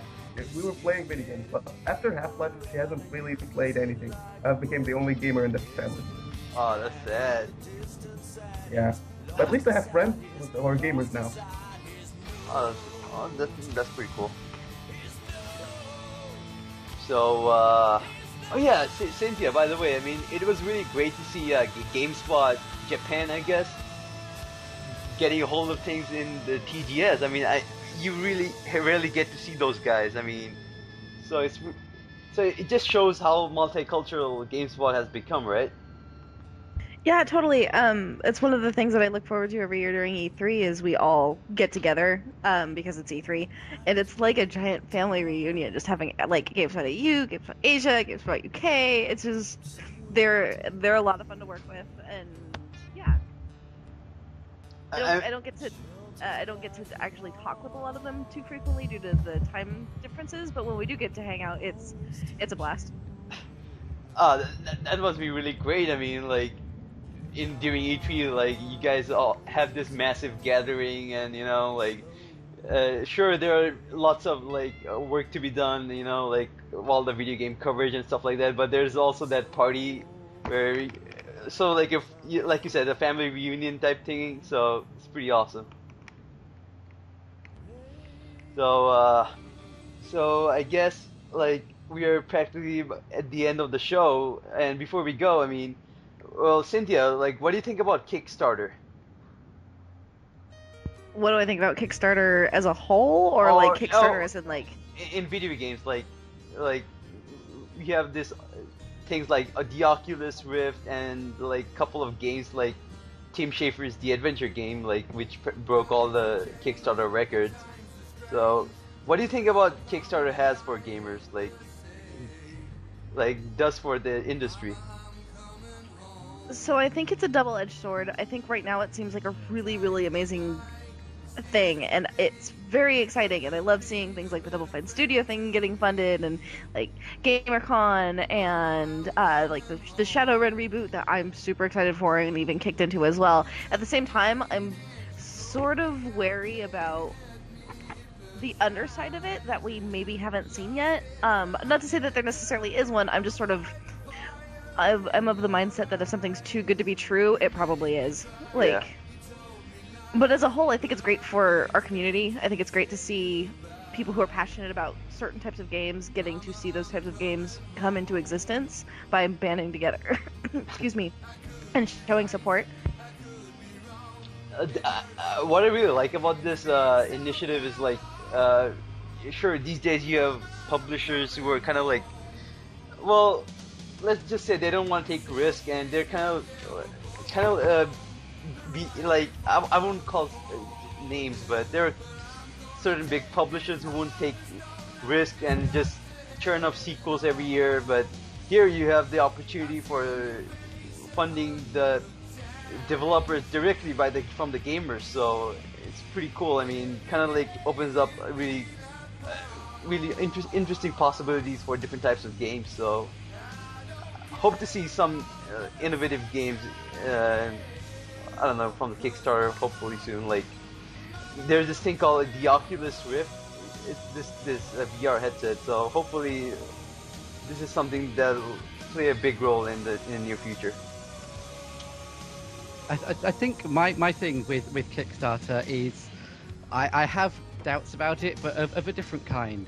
I think the fact that, as you guys have said, it's brilliant that people can come together, they can put their money into this, and then things, great things, indie studios and maybe even, slightly bigger studios, it can kind of, get, their games underway. But my issue, my one issue is it comes from the passion of gamers. And now everyone's sick to death of hearing these three words put in a sentence together. But I'm just going to bring it up really quickly, and it's Mass Effect 3. Now, EA published this title. They paid for it. They did it all. Yet the gamers, the fans, they petitioned. They did not like what they had, and therefore, BioWare felt, well, hang on, okay, we've clearly done wrong. We'll give you, the new endings.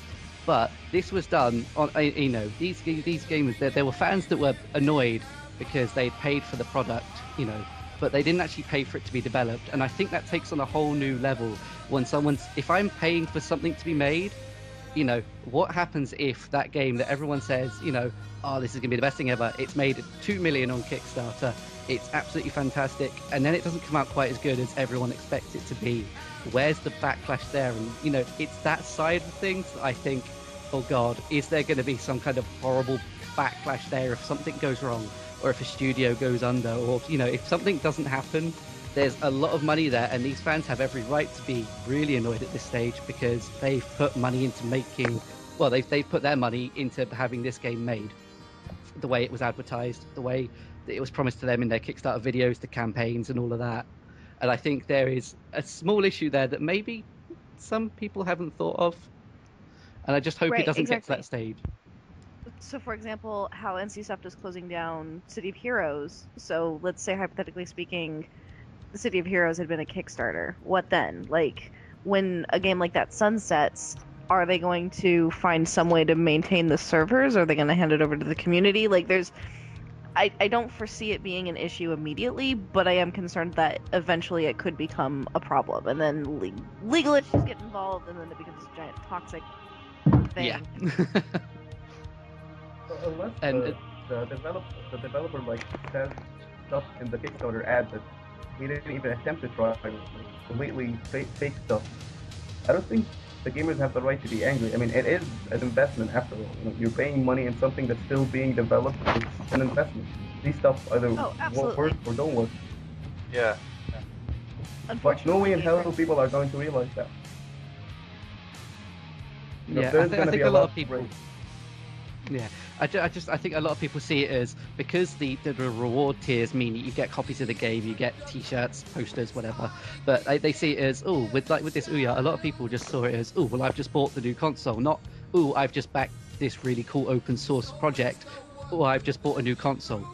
And it's that I've just bought a game. I've bought what I've seen advertised on a screen, and it's that difference. They may not see it as, I've just invested in this really cool game. They've seen, I've just bought this really cool game. And yeah, I think that's a mindset that maybe people aren't, adjusting to. And I suppose it will come out in the wash eventually. But I can see there being a couple of horror stories as well as some really successful stories as well. Yeah, I mean, like, I agree. I mean, like, it depends. Like if you pledge your money, I mean, where does your role fit in? I mean, as a gamer or as a publisher? I mean, pretty soon you start to dictate what can be done and what can be done, and eventually we all sort of no different from the publishers themselves, right? Yeah. And some of these higher tiers, I mean, these are really, we're talking high tiers, you're paying a couple of $1,000s at this point, but some of them are that you can have your ideas implemented at board meetings with the team. Now, what if this person who's just backed, all they've done is put, a considerable amount of money into the game, what if they put in something that the rest of the backers that say have only pledged $40 just to get their copy of the game have decided that actually, we really hate that feature and that makes us not want to back this? Well, from what I understand, there is actually some really hefty moderation that goes into making sure that that kind of thing doesn't necessarily happen all too frequently.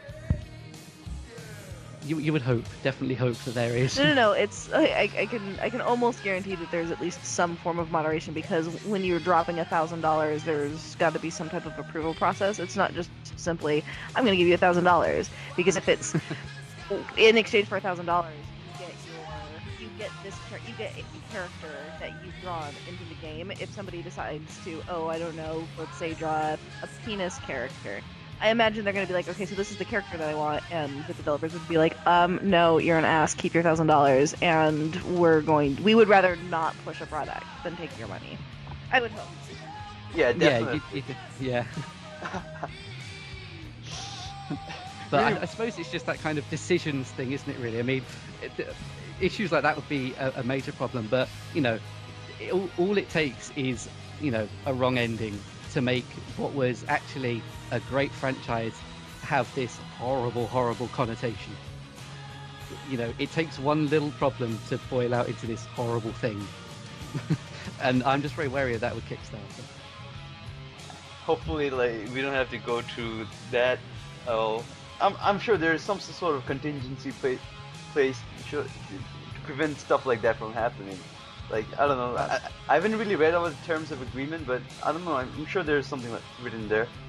I mean, once you pledge your support, you can't really dictate it, but just trust the guys who are making it. So, I don't know. Yeah, I think just as long as people are, I suppose, being careful with their money, everything should be fine. But if people are just going, I'll back this, I'll back that, this is brilliant, it's like online shopping, we have problems. And another thing on Kickstarter, I think it's due to go global anytime now, but it should definitely be international, as soon as possible. I think it's scheduled to be kind of released. Well, you're able to make Kickstarter projects in Europe from, I think they said anytime in autumn or fall, wherever you are in the world. So hopefully it'll come soon. But I want, there's definitely a lot of, worldwide people that I think could benefit from this, and I just hope it goes worldwide while it's this big boom, because at the moment Kickstarter is a big thing. Kickstarter is what everyone's anyone in the indie scene is like, we should start kickstarting this, we should get this out there, we should try and get this funded. And I think before the publicity of it dies down and it becomes, oh yeah, there's Kickstarter, oh yeah, there's Steam Greenlight, and all the other ones. While Kickstarter's big, get them in, and plus before these horror stories start coming out, because otherwise no one will back it, and then it's like, a good portion of the world is missed out on an awesome chance. Yeah, definitely. Let's hope that nothing really bad comes out of it. Yeah. I'm sure it'll be fine. There must be underwritten laws. They must have gone into this with some kind of business plan, business models, and all sorts. There'll be teams and people and lawyers and all that sort of thing to make sure this happens.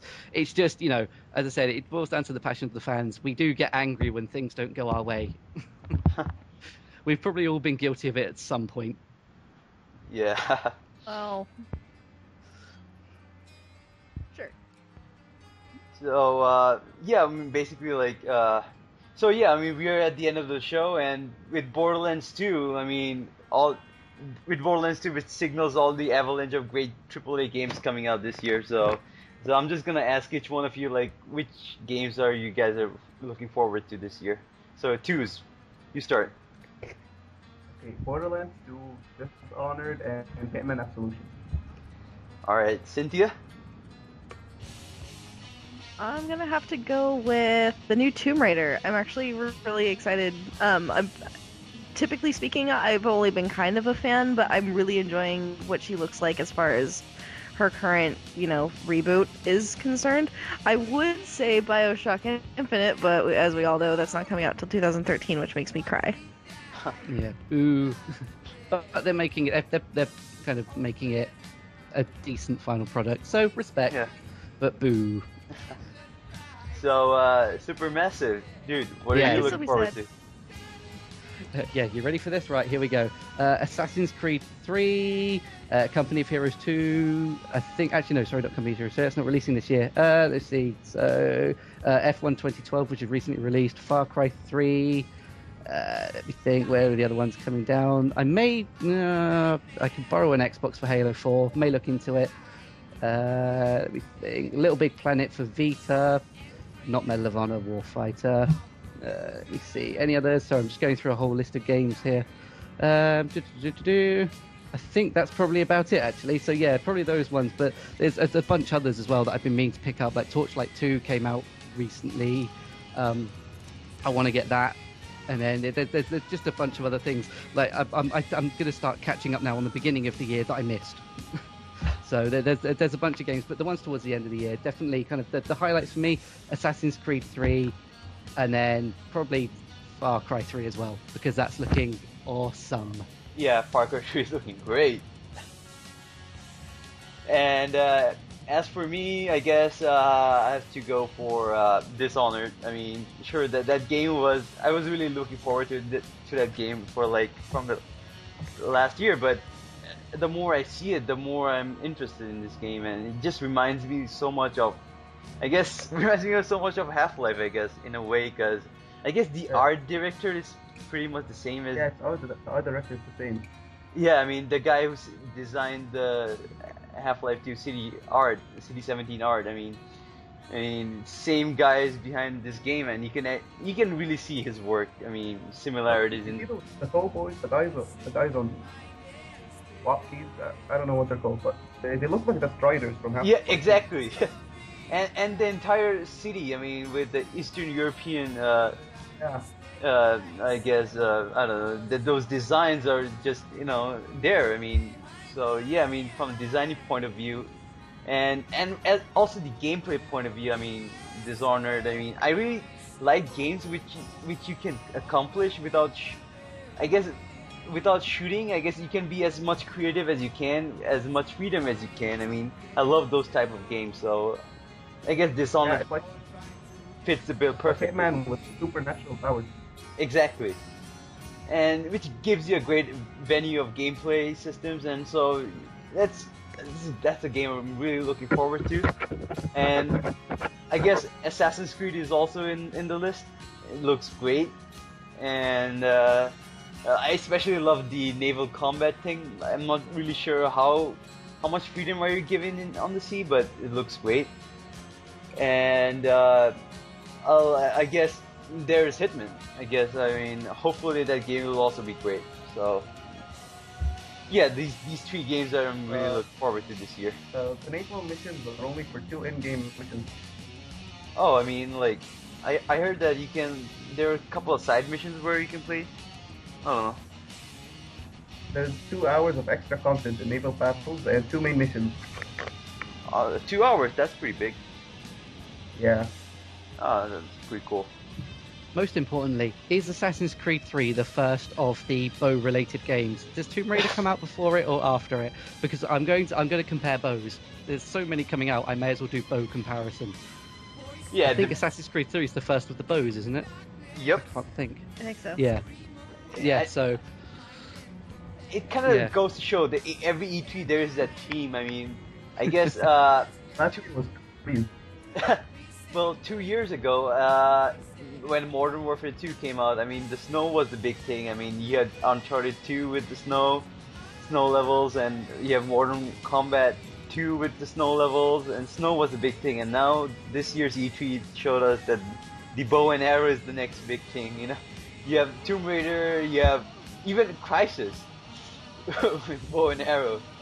And yeah, I mean, so I guess there's always that similar theme to every E3, and so yeah, I think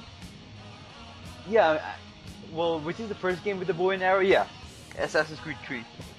Yeah, so get ready for the end of the year bow test. You just get your bow skills ready for the rest of the games coming out throughout beginning of next year as well. By the time we get to Crysis 3, we should all be legendary with a bow. That's one unwritten rule that you have to be good with a bow by the time you get to Crysis 3. Yeah. So the bow and Crysis 3 explodes. You don't really need to aim. Oh yeah, I forgot about Far Cry 3 though. Oh yeah, definitely, yeah, that one as well. But that's out November, December. Yeah. I still remember like when we were all sitting in the war room during E3 and they were showing off Far Cry 3 for the first time. It was hilarious because it's like, okay, Far Cry 3, yay, everyone's super excited, and then all of a sudden, giant boobs. Literally, everybody was just like, oh, like, the reaction from the room was just priceless. Yeah, But the point was, it said product not yet rated just before the booth. That was funny. Like, you know, it's gonna I get an wonder M what rating. this is gonna get. C14. it probably would have been better if it just scrapped that and just put wait for it. Just like, wait for it. Boobs. There you go. Done. Yeah, that thing came out of nowhere. Yeah, that's. I'm not even sure how. Why is that necessary? But I suppose that's a conversation for a different time. Yeah. But yeah, in a game about island survival, I don't see that's why I don't see why that would be the first thing we need to be shown. But okay, I suppose when they were creating the footage, they decided that was, first impressions. What do we want to show them? Well, I guess Ubisoft really wanted to grab our attention somehow, so I don't know. Oh, like- that And they conference succeeded. grabbed my attention. Yep, That definitely. entire conference, it was, my views on it was poor all until, what was it, the last 15 minutes when Watch Dogs was on, and then all of a sudden my face was just turned from what the hell to what the hell. Really. All the shows was that like that, Sony's one ended with the best game, and you had like half an hour of Wonderbook in the middle. Yeah, That was really Oh, boring. that was tragic. Well, it's not because of the thing. It just it lasted too long. It felt like it. I don't know. Yeah, it was like it's like they had something and scrapped it and just put Wonderbook in its place. That Yeah. can sometimes be a thing at E3, just saying. I remember one year we were supposed to have, and I can't say who, but we were supposed to have somebody up on the stage, and they didn't show up, like, at all. And so we were like, great! Let's fill this with something else. It was just awkward. And, like, stuff like that happens, is my point. Yeah. Whenever something like this happens the next time, you just show them the Far Cry 2 trailer, just to like calm people down. That's gonna Just calm them just distract down. them with it. Alright, not exactly calm them down. Like, you just gonna Distract do- them whilst you run away. Exactly. Just why you find someone else to fill in the shoes. Yeah. So yeah, I mean, basically we're at the end of the show. I mean, it was a really awesome show. It kind of lasted quite long actually. That was Actually, the Oh, yeah. length of 2 shows, as we stand right now. Donald Summer. It has to be a huge comeback. Exactly. It's supposed to be a comeback. So the only way to do a proper comeback is to make a show twice as long. Sort of like a Borderlands. Two-parter. Exactly. Sort of like a Borderlands 2 mentality, Twice as big, twice as long. An 87 made-up number of guns. Exactly. So yeah, I mean, thanks for coming, guys. I mean, it was really fun talking about video games and God knows what random stuff we talked about. I guess the only way to find out is just hear the recording again. Oh yeah, I'm gonna love listening to this back. I hate the sound of my own voice, and I've got a lovely 2 hours worth of it to listen to. It's wonderful. Oh, you have a nice voice, sweetie. Don't stop being so nervous about it. Stop it. I- Is there anybody who likes his own voice? I can hear my own. I'm sure I have a lisp.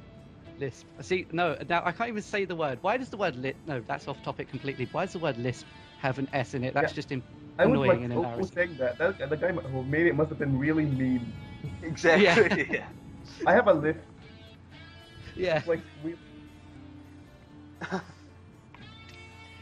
Yeah.